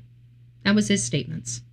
But less than 48 hours later, Hooker's attorney saying he's in Sacramento caring for his terminally ill mother, while Lynette's family retraces her steps before she vanished. We're going to walk the path back. We're going to see where they got in the dinghy at and where the dinghy was supposed to go to their boat. So they're doing their own investigation. And so this is the daughter, more of the daughter directly. And I thought this was going to be interesting. It's sad. For the first time since her mother, Lynette Hooker, went missing in the Bahamas, Carly Aylesworth is now seeing the boat her mother and stepfather Brian called home before Lynette disappeared nearly 2 weeks ago. Now you have no idea where she is. Yeah, I never imagined my mom would disappear. In a Dateline exclusive, Aylesworth emotional in her desperate search for answers. I'm still trying to grapple with the fact that she's just not here right now. Bahamian police say Brian Hooker told them Lynette went overboard in their dinghy while in rough waters. We're finally leaving Kima. Aylesworth says the couple's relationship was volatile, and she expressed suspicions of Bryant since before he was arrested and questioned. Part of me feel like he's going to get away with this and walk away a free man, and I really hope that doesn't happen. I promise you that it will not happen. He will never be free, even if he's walking. Police released Brian Hooker Monday after 5 days in custody. He has not been charged with any wrongdoing and denies having anything to do with Lynette's disappearance, telling us he plans to keep searching for his wife. I don't think I've ever been apart from her in 25 years. I hope he doesn't bring this shit to his mom's front door. I hope he goes back to Bahamas. I hope he does not bring this nonsense to his ailing mother's front door. But he left the country the next day. But he doesn't get to hide behind people, folks. I'm sorry, we don't allow that. I just think about... Carly Aylesworth says she won't get closure until her mom is found. She was a great person and she didn't deserve this. Brian Hooker's attorney says she can't comment when Brian might return to the Bahamas to continue his search for Lynette. Meanwhile, the Bahamian military says search and recovery efforts continue. I can tell you he's going to want to get back to the Bahamas quicker than he thinks he wants to. I'm going to tell you that right now. So we did confirm. Look at this. There they are. There they are. Look at that. This is the Abaco Inn. What do you notice? They're all alone. Nobody notices them because they don't socialize with anybody unless they know the people. Look at this. This whole entire... we kept thinking it must be really busy for nobody to see these people. There was nobody out at this pool. That's just really weird. They're out there all by himself. She's kind of got her feet up looking straight. He's turned toward her, talking to her. I wonder if they're in an argument right now that they're keeping away from everybody. You know? I'm not sure. You know? I'm not sure. I just don't understand why nobody could see them. You know? But it looks like they weren't around anybody. He walked in to get drinks and brought him out to her to this empty pool. But she's there. Who took this? Looks like it's from security. It's from a security camera. Looks like it's from a security camera. From the angle, it's too high up for it not to be a security camera. The way it's angled, it looks like it's higher up, angling kind of down, you know, like this. So it looks like they're fairly far away. But anyways, I just wanted, because one of my biggest thing is nobody had saw her, you know, and I know that they had to be there because law enforcement, I know there was cameras out there and law enforcement, they're saying they're confirmed that they were at the Abaco Inn. But we didn't hear about the Firefly. The Firefly, nobody saw them, but we know, but I figured that they were there, and I even cautioned that I'm pretty sure that they are there, but we need to go through step one, and that's confirming she was there. So they did confirm she was alive. That's number one. We got to confirm that at least the basic story is accurate, like she was physically there, because we are true crime, and we have dealt with the scenarios multiple times, not just once in our history, multiple times where people are reported missing, and then we find out that they were dead or missing months before they were reported missing. So that's, we have to make sure that one, for us not to have confirmed, we just took it, and I had to walk back because I got to remember, we've got to confirm that they're even there first. We got to confirm that initial story. So I was excited that we got physical, visible confirmation, not assumption, not they had to have been, we can physically see them here. So we know that this was April 4th. We know that there she is right there. She is alive. We know for a fact that at least at minimum, she was alive before she disappeared. This is her. This is her from the 4th. This is her from the 4th at the Abaco Inn, where they were there for just a couple hours, and they ordered 2 Bacardi Lights, 2 separate rounds of Bacardi Lights. We heard that they were partying at the Firefly all day. They came here as maybe a nightcap, I guess. They came here just for a couple drinks, and then they were done. They were at the Firefly majority of the day from everything we're hearing. And she says, I see a green, not a black swimsuit. That's why it was so important to verify what she has. It does look like, though, right here, it does look like she has a black swimsuit under the topper, the green topper. How crazy would it be if this photo with her with the hat was done that day? Because that looks like that green top that she has on in this photo, I think is the green top that we see her have on at that pool, you know, potentially, because it looks like it's the same green, top. Long sleeves in the sun might be bruises. It could be, but it could be, when you're wet, and we heard that it was really windy out. So it could have been just, her putting that on because she was cold from being in wet swimsuit and the wind kicking up. Because you can see, look past them. Look at the Atlantic. The Atlantic is a little choppy out there. You can look right over their shoulders and see how choppy the Atlantic is, but that's not the same as the bay. The Bayside's much, much calmer. I don't believe they had a 3-foot wave in the Bayside. I really don't.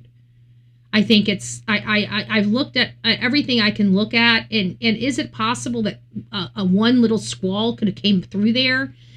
Maybe, but everything that I understand, I don't believe the story. I don't believe there was a 2 or 3 foot wave that was in that Bayside. I just don't believe it, because you're looking over here and you got 2 to 3 foot waves on the Atlantic side.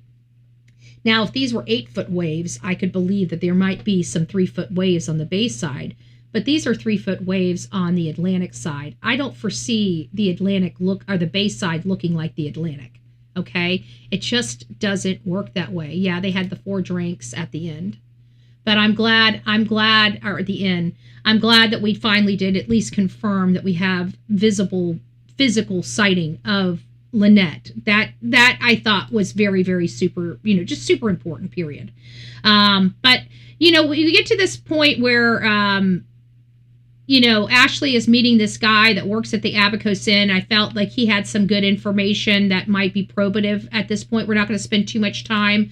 We already went over this. So we got a little bit more time. We got about, 20 or so minutes. So give me just a second. I'm going to go ahead and play this, and then I'll be right back. Came to the bar, his wife went straight down by the pool. So I didn't really see her, talk to her, only she passed kind of thing. It was a busy afternoon. The gentleman came up, he got 2 rum and cokes, Cuba Libres. Rum and Coke or rum and soda? Rum and Coke. Okay, we'd originally heard rum and soda. Thank you for clarifying that. Okay, so 2 Cuba Libres. 2 Cuba Libres. Okay. I put white rum, Coke, lime, gave them 2. They went. He carried them down by the pool. Came back up about an hour and some later. Got 2 more from the other side of the bar because he came from the pool area that time instead of coming from this way.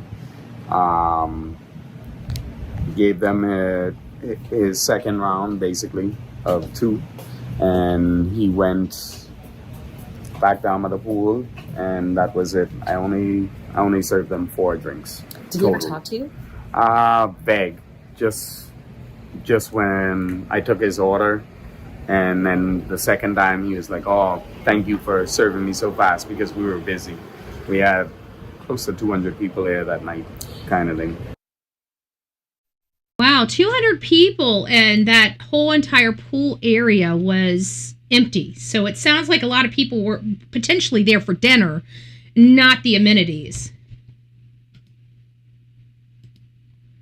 And the second time he came up, he didn't have a shirt on, right? No shirt. First time he had a shirt? First time was when they first pulled up, original. Mm-hmm. And then when he came up the second time, he came up from the pool area. I don't know if they took a dip in the ocean or in the pool, but he came up shirtless the second time, and he was like, "Oh, I apologize because I know it's getting close to dinner time and this, that, and that." I'm like, "Dude, it's okay. You only come into the bar for a drink, and you're at the pool area anyway, so it's not a big deal." And ran his card, dealt with that accordingly, and that was basically the last time I saw either one of them. Did he seem very, very drunk or moderately drunk or? No, I wouldn't say that. I mean, he might have had a buzz going on kind of thing. Like I said, people that drink and are accustomed to drinking heavy, they can hold their liquor a lot more than the rest of us can. So we heard he was at a bar all day long drinking at the Firefly before they ever came over to this bar here. So to hear that he's tipsy but not drunk, that kind of bodes in with what I say. This tells me that this guy and this lady are heavy drinkers. Heavy drinkers, okay? I used to be a heavy drinker, okay? And I could pull this off. Back in the day, in my 20s, I could pull this off. Today, not so much, okay? We're not even going to try. I have a funny feeling 2 sips in, I'm going to be on the ground, right? So no, we don't even do it anymore. But back in my day, this tells me that they're a heavy drinker. And I know that they're a heavy drinker because I used to be a heavy drinker. But definitely didn't seem drunk. What was his mood? To me, he seemed like he was fine. Like everything was okay. It didn't seem like there was nothing going on, nothing wrong. He wasn't angry? No, not mad or angry or anything at all, kind of thing. Not towards me anyway. Yeah. So I didn't notice any wrath. I should say. He seemed like he was in a good mood. Yes. Did you enjoying himself? Enjoying. Did you ever see or hear them arguing, or did you hear raised voices? No, ma'am. No arguments, no raised voices. Didn't see them. If they were arguing or anything like that, it would have been down by the pool area, and I work up on the other side. At the up bar? There. Yeah. So they were, I mean, it seems like by everybody I've spoken to here, it was quite unremarkable, the couple that was here. It was odd, I would say. They just didn't really stand out. No. Did you see them leave? I did not. Do you know what time they left? No, not exactly. You'd probably have to check with the general manager or something to possibly get like feedback from footage or something, because like I said, we was busy that night, so I didn't have any control or so you guys got to pay attention to people leaving and coming, kind of thing. Do you know what? I don't know any restaurant bar that does pay attention to people leaving or coming unless they know them personally. Like back in my 20s, I knew just about every single bartender around this town, right? I knew them by their first name. They knew me by my first name. If we were out like getting groceries and we ran into each other, like, hey, how you doing? You know, type of thing. So this tells me that they weren't really friendly with a lot of people. They didn't invite a lot of people into their world. It sounds like when they first got out on the water, they were inviting people into their world. They became friends with a few people and this, that, and the other. But as the abuse started, ramping up, the isolation started ramping up, and then they started not being so lively. When I start seeing people just over by themselves, like you're out to have a good time. Think about it. You're out all day drinking. You're not wanting just to talk to each other. I mean, you guys are on the boat. You're wanting to talk to other people, Like that's the one thing, like when me and Vince were here and stuff like that, and we lived together, we were running a business together, we were working all day together. When we went out to the bar, it wasn't to sit down. I mean, we talked to each other, we chit chatted, like especially if we had, invoices and stuff like that. While I was sitting there eating and drinking and stuff like that, I'd be doing the invoices and what have you. But it was to be around other people. It was to have conversations with other people, right? It wasn't to talk to the same bonehead I've been talking to all day long. It's to talk to other people. So, I just see them isolate themselves even when they're out trying to have a good time. It just seems odd for me, It really does. It just seems odd for me. Time they had their last drink? I would say it was probably between 6 and 6:30. 6 and 6:30. Yeah, roughly. So plenty of time to finish their drinks by say 6:35. Yeah, or if they got it around 6:30 by 7, kind of thing. Yeah. Supposedly they left around 7:30, but I am not sure. This is hard to pin down. Yes, and I like I say, I was not. Some are saying 6:30. I was not paying. So, you know what, it might be hard for the public to hone down on when they left, but I guarantee law enforcement, the U.S. Coast Guard, the Bohemian Police Department out there, they have the video evidence. They know exactly what time they left. I wish they would let us know, but why they haven't, I don't know. You know, we're dealing with a different country, and their ability to investigate, you know, it sounds like our Coast Guard has taken over because these are both American citizens. They have the ability to charge Brian. I think they're going to ultimately charge Brian because, again, they can't find the woman. You're in the Bahamas. It's crystal clear water out there. Is she drowned? Okay, she drowned. Okay? People drowned all the time. But when you're in crystal clear water and you have a drowning victim, you should be able to very, very quickly locate the drowning victim. It shouldn't be a needle in a haystack when you have crystal clear water that you can see slapped to the bottom of the ocean. Okay? That's my problem. Paying attention. They definitely was here after 6:30. They definitely. Well, there's a picture of them at 6:34, I think it is.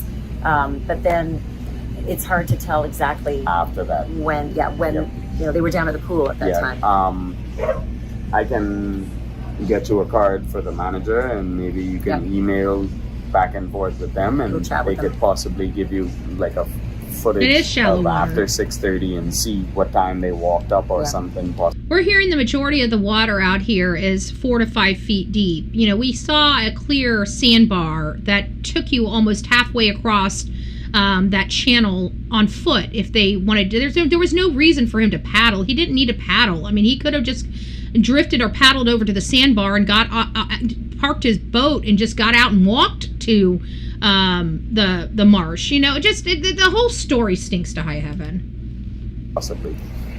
Did the police come and ask you lots of questions about serving them and who they were? I spoke with the police. I gave my statement and signed it and everything.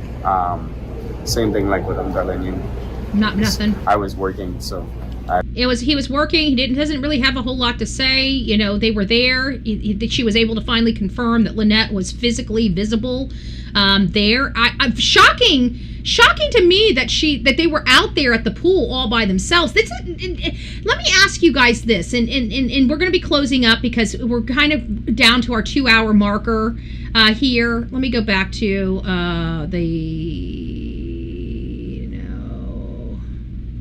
there we go.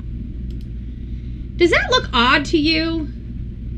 I mean, she's kind of on the chair like this. This is defensive to me. The whole arms crossed. I'm looking at it. The whole arms crossed. He's kind of leaning down to talk to her. She's just looking straight with her arms crossed. She looks pissed. She looks pissed.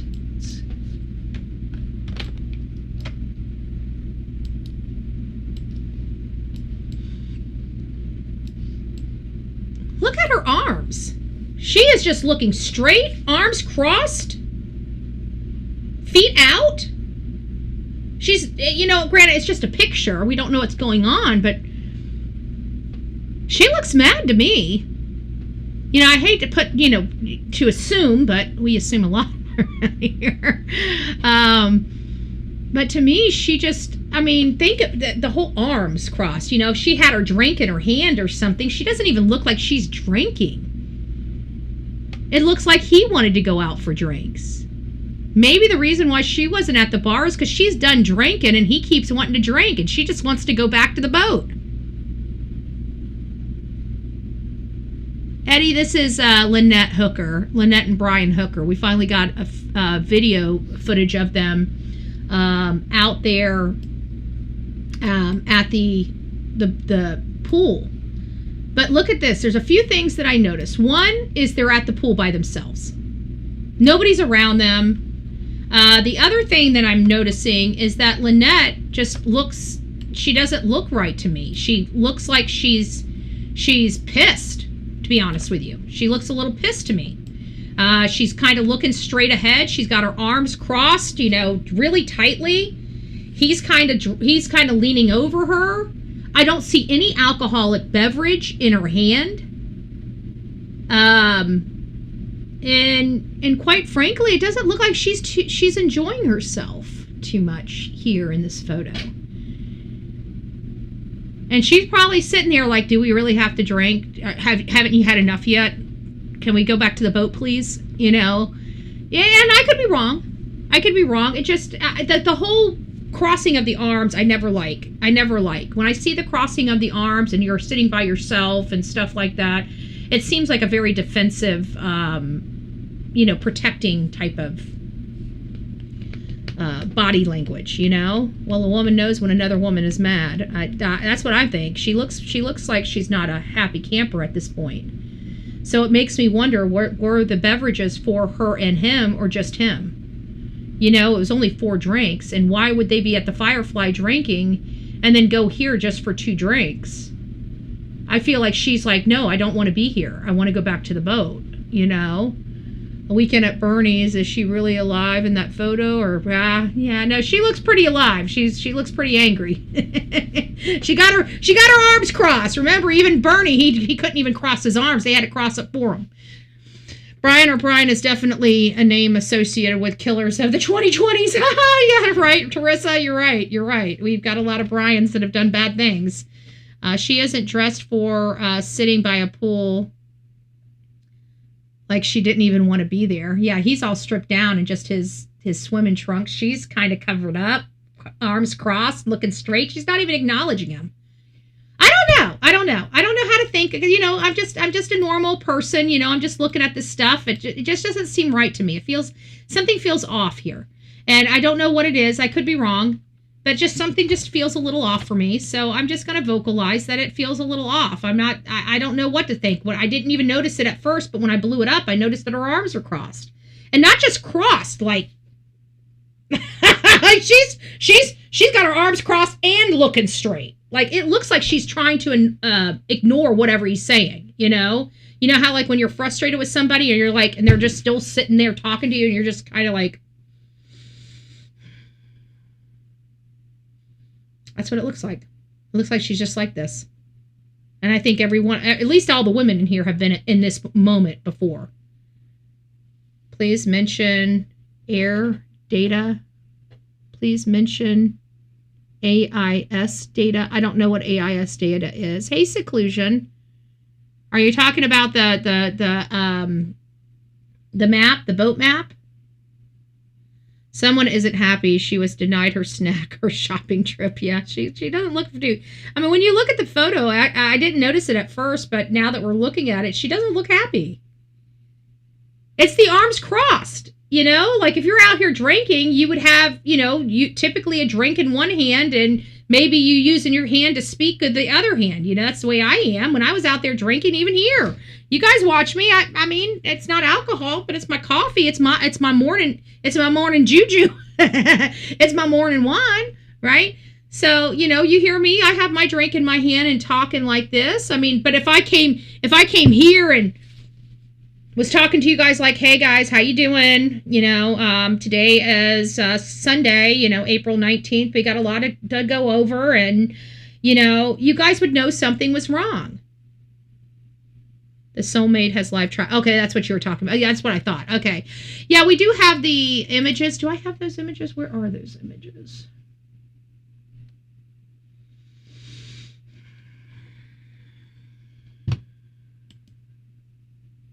Yeah, because he did track in a weird spot, too. Let me see what I got here.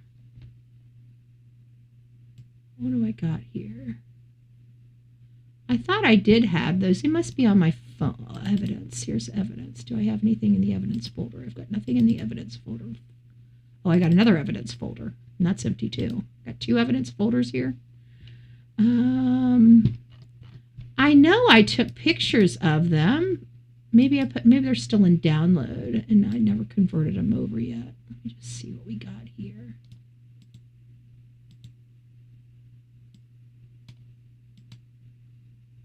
Huh. Let me see if they're on my phone. And I just deleted a bunch of crap off my phone because I was jammed up at that thing yesterday. Hopefully I didn't delete them.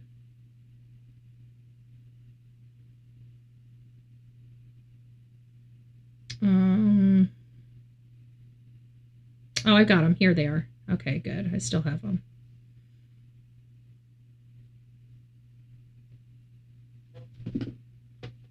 Hey, brown chicken. Looking extra beautiful this morning, dollface. Oh, thank you. I appreciate you. I don't know why. I just put the hair up. I didn't even put makeup on this morning. All right. So I think this is what Awesome is talking about. So we've got a couple of photos here of tracking. And this is I think this is the AIS right here. And this shows you the soulmate. It when Ashley Banfield was showing it, she had this moving, but I have to go back and like, this is 4:00 in the afternoon, and you can see where their soulmate is parked right up here. It's right off Elbow K. And they said it's at, that it was close to Aunt Pat's Bay. Aunt Pat's Bay. We'll have to look up where that is, but I think this is what Awesome was talking about right here. We've got these two images of the boat, and as you see, this is where they have a mooring ball, which they rent, so they have amenities at Marsh Harbor, so they hook up to a mooring, they're out there in the water, and they've got to stay in the channel when they go to places, so we can see them tracking in these places here, and this is something different than his boat. This is another tracking device they have, not on their boat. And as you can see, this is kind of where they were partying all day. And they went up here and parked. But you can see that they have this same vessel here, and it does the same track. Now, as you see, this is the vessel, okay? So you can see the mapping is much different than what you're observing here. This is something totally different. This is a different tracking device. This, I believe, is a tracking item that's physically on Lynette and Brian, and this is what they've got. That's what I'm assuming. I don't know, but this is much different than this image right here. Okay, so how is he staying in the same track? This is what Ashley Banfield was talking about, because this is the track that would have been on him, on Brian specifically. And he stayed in the same track as the boat, as this soulmate. So they're saying, wait a minute, why is he staying here? He should have been, drifting because he was on a dinghy. It should have been more of an erratic trip for this particular one. Maybe not this one, because this again is attached to the soulmate. So this is the onboard information for the vessel. This here, I don't know quite what this is. If this is something that's tracking them, but I don't know what it is. So I don't want to allege that it's one thing or another. It could be on them. It could be on their boat. It could be another tracking device on their boat. It could be a mobile tracking device. So I don't want to assume what this is. But as you can see, it doesn't show an erratic trip going to Harsh Harbor. It shows a very direct, coordinated trip. So it makes you wonder, did he really drift across this channel like he said he did? I don't know if that's the case. Shoulder, and that is definitely Lynette. So that's definitely Lynette. She's there. There was a few other things that this guy says. Oh, here's the daughter. Let's listen.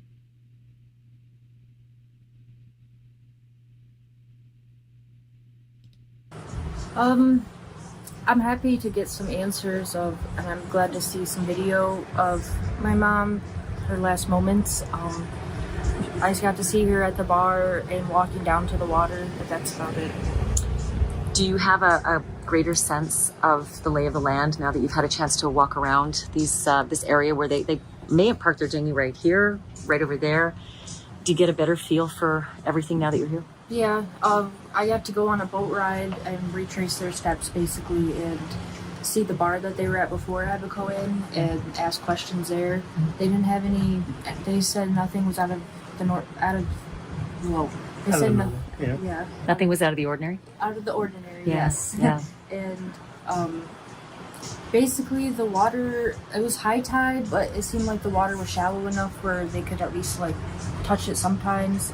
So that's where I'm confused on why he didn't jump in, because he's pretty tall. So I'm just confused why he didn't jump in there. Well, the more confusion comes from why didn't they follow the shoreline? Why didn't they go outside of those pilings? Where those pilings are there because it's deeper. So outside those pilings, it's shallower. A small boat doesn't have to be in deeper water to operate. This boat could have easily operated in less than 2 feet of water. He could have, if she would have fell over outside, left or right, he was going to outside the pilings to the left, he could have stayed outside the piling and it would have been 2 to 3 feet deep water, even with high tide, even with waves. 2 to 3 feet. 2 to 3 feet water. The man could have gotten out of the boat and walked. Look at her face. She is devastated. I gotta say that they're a cute looking couple. They are a cute looking couple. He seems very nice. He seems like he cares about her. He's very knowledgeable. He's smart as a tack, and it doesn't sound like either one of them believe Brian right now.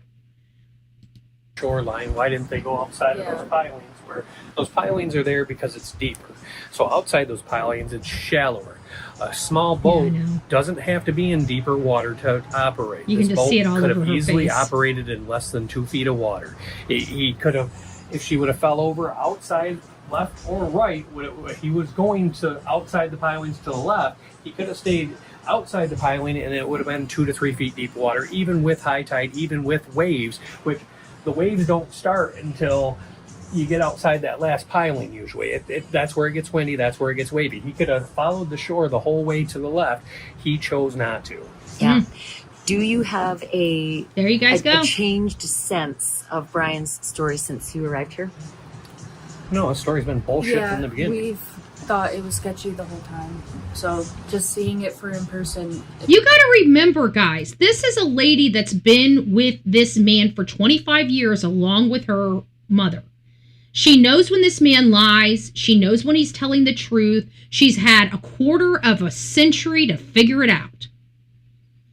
And they're both saying his story was bogus from the beginning. They knew that he was not being truthful. She knew he was not being truthful. This is a kid that has been with him for 25 years, right along with her mother. Of all people that I would think that would know whether he's telling the truth or lying, she would be the next best thing. And she's calling his story bullshit. Her boyfriend's calling his story bullshit. And he's fleeing the Bahamas when she's showing up.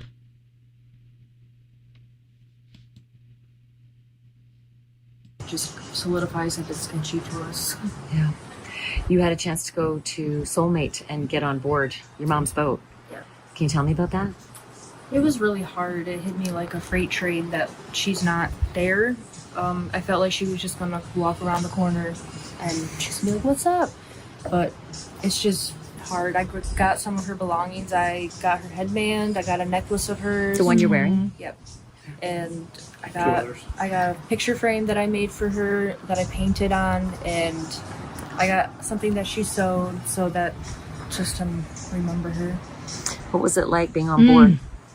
It was really hard. Yeah, I cried the entire time. And on the way back.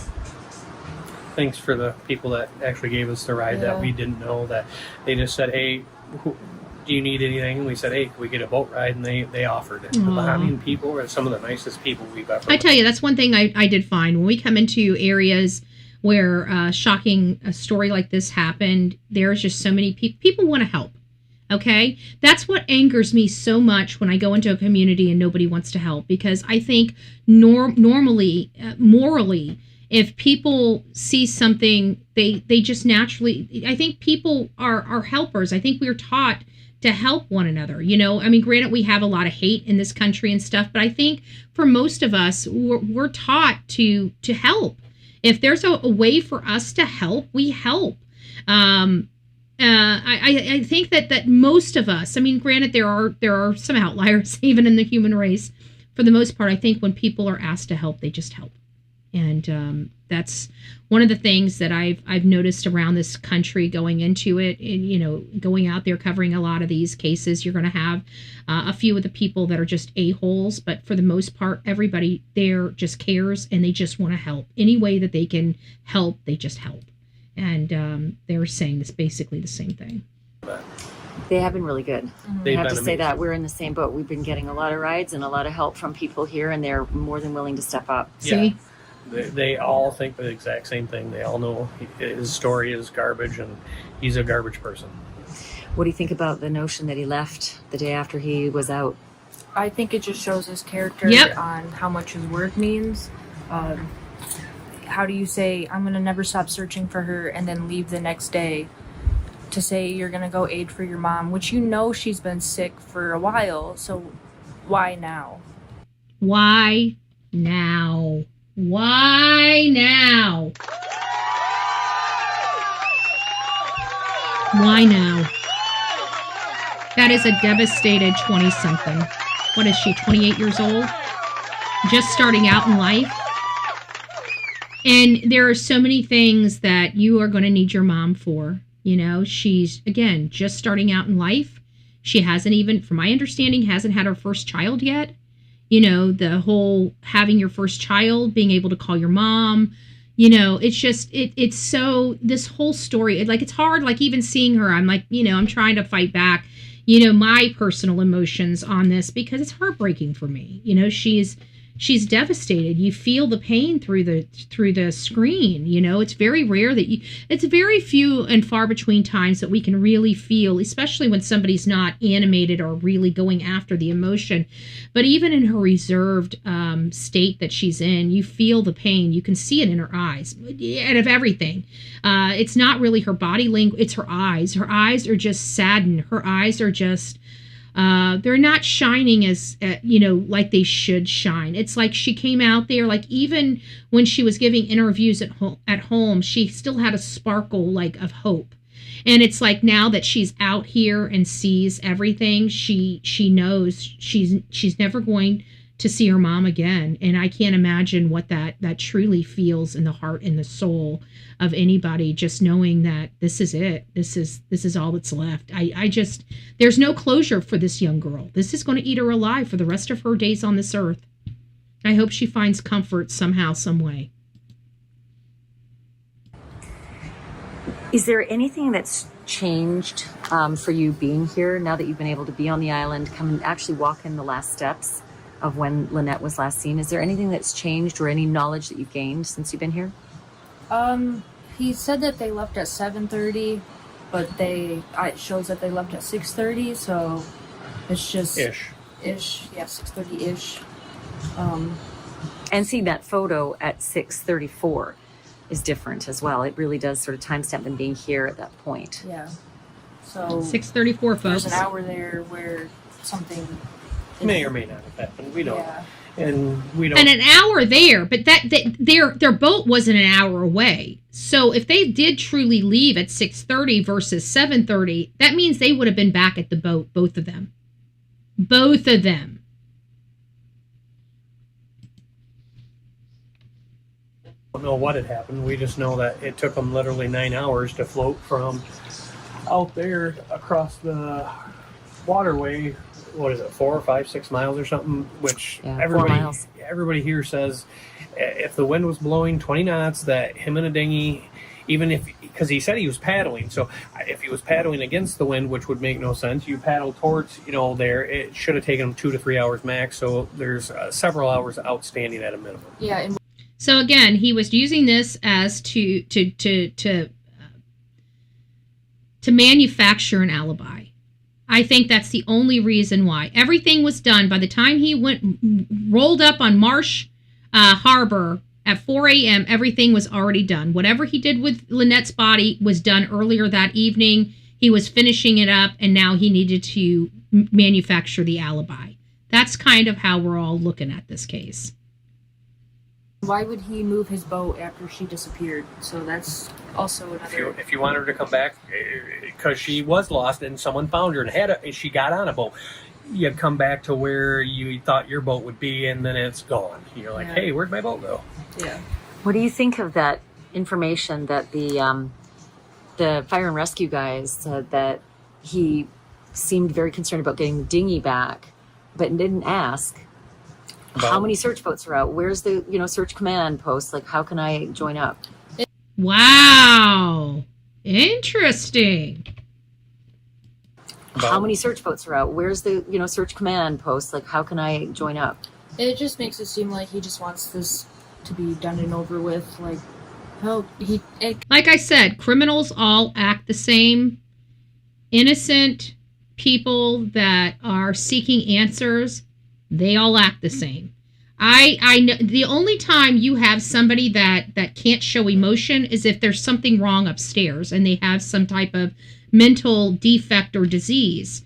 So yeah, they would act differently, but there's a good history behind it. But for most people that are normal, when crisis hit, they act the same. When things are good, they act the same. That's why when you hurt, you cry. When you're happy, you laugh or smile. You know what? That's the same across this world, no matter how many different languages we have in this world. When somebody is hurt or upset, they cry. When they're happy, they smile or laugh. Guess what? We can tell whether we speak the same language with somebody or not, whether they appear to be happy or sad. Right? Just putting it in perspective. Kind of seems like when he was texting me, he just wanted me to get over the fact that my mom's gone. Like, oh, we'll get through this, honey. Like, what? My mom's gone, and your story is not adding up. I'm not gonna just be on your side because you just want this swept under the rug. Have you had a chance to talk to him at all? Not since he told me about it. And has he tried to reach out to you, or have you tried to reach out to him? No.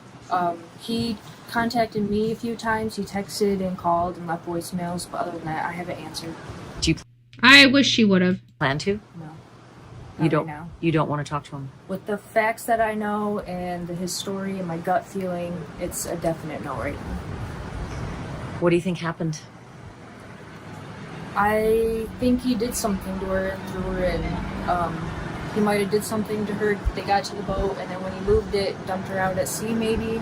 I don't know. But nothing good. Nothing good. You don't believe. Wow, he moved the boat. She believes he went out to sea. This might be a problem. A word of his story. Well, we know he did float across. That's about the only part of the story we know is semi-true, is he did float in the dinghy across, and it took 9 hours somehow to float 4 miles in a 20-knot wind. Which every boat captain we've talked to, every person of knowledge of sailing we've talked to, have all said that is not plausible. Not plausible. There's several hours outstanding. What were those hours? We don't know. Manufacturing an alibi.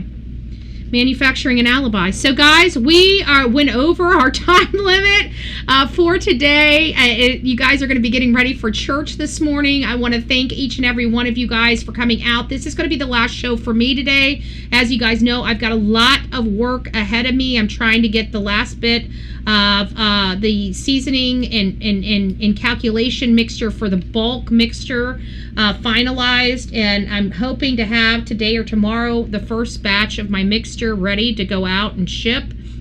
But I had some calculation problems, and I did a batch, and I didn't like how the batch turned out, so I obviously miscalculated something.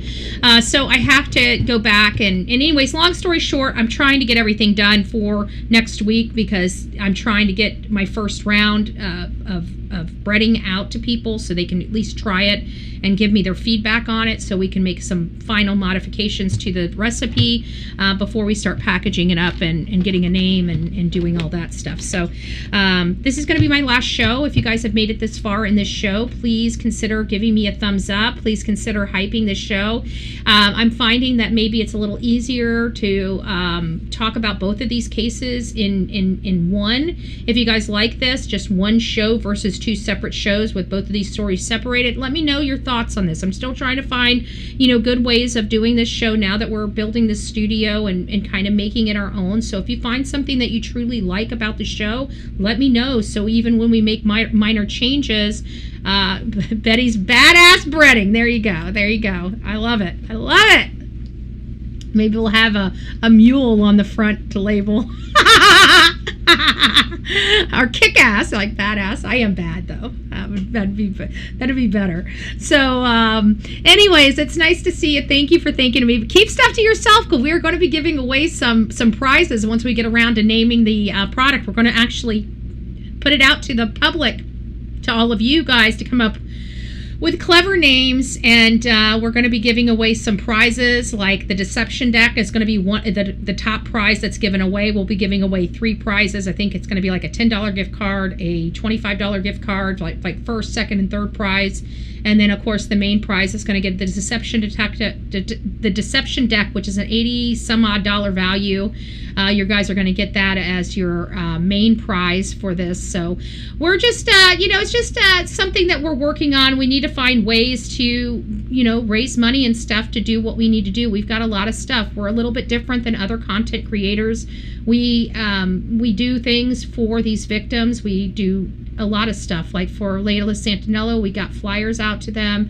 I know that our mod Asanya does a lot with the shirts and other things that she tries to do to connect people and keep those signs out. So we really do what we can, and if we can just find other ways of building that and doing more and helping out on a more national level, that's what we'd like to do. So as you guys know, most of everything that I do here, there's a reason behind it. It's usually to raise money, and it's usually to raise money for our true crime stuff. We could be doing so much more, and we're just trying to find new ways to be able to do more. That's all.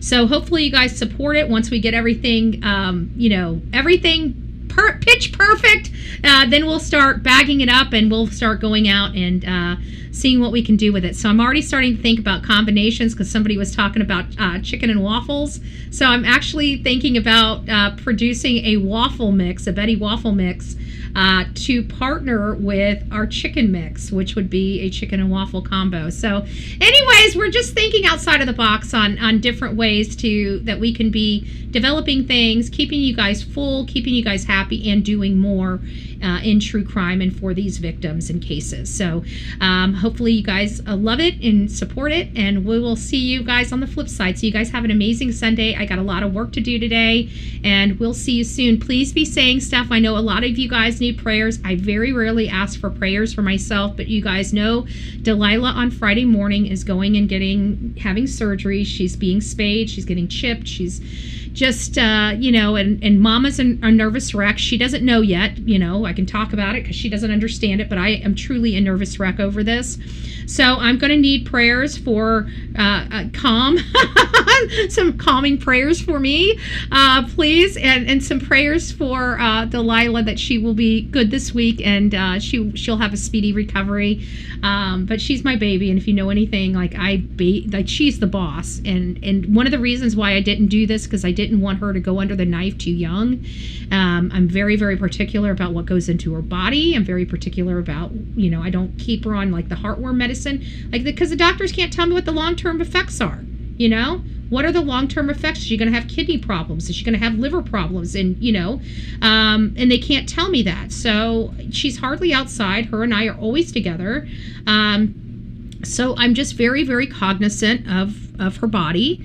And I don't like anesthesia, and I don't like the knife. But, at the end of the day, she's a puppy, and she doesn't plan on having puppies. So there's no point in having her stuff in there that's going to make her jet and bolt and, do things that she doesn't normally do. So we're going to she's not hyper or anything. She doesn't need any calming things. It's just, for health for her.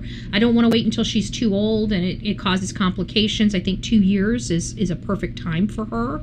Unfortunately, this is her birthday present, because when I got her into the vet, I didn't realize, because it's through the Humane Society, so you got to pray to God you can get in, and when you get in, you got to keep it. It's on the 21st or 24th. Her birthday's the 26th. So poor little Delilah, her second birthday is going to be down because of surgery. So I'm a horrible mommy. Hopefully her third birthday would be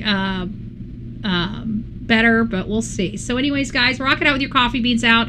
Don't forget to be fearless. If you see something, say something. An ounce of prevention is worth a pound of cure. And until next time, please be safe, but more importantly, kind to one another. God bless each and every one of you, and we will see you soon.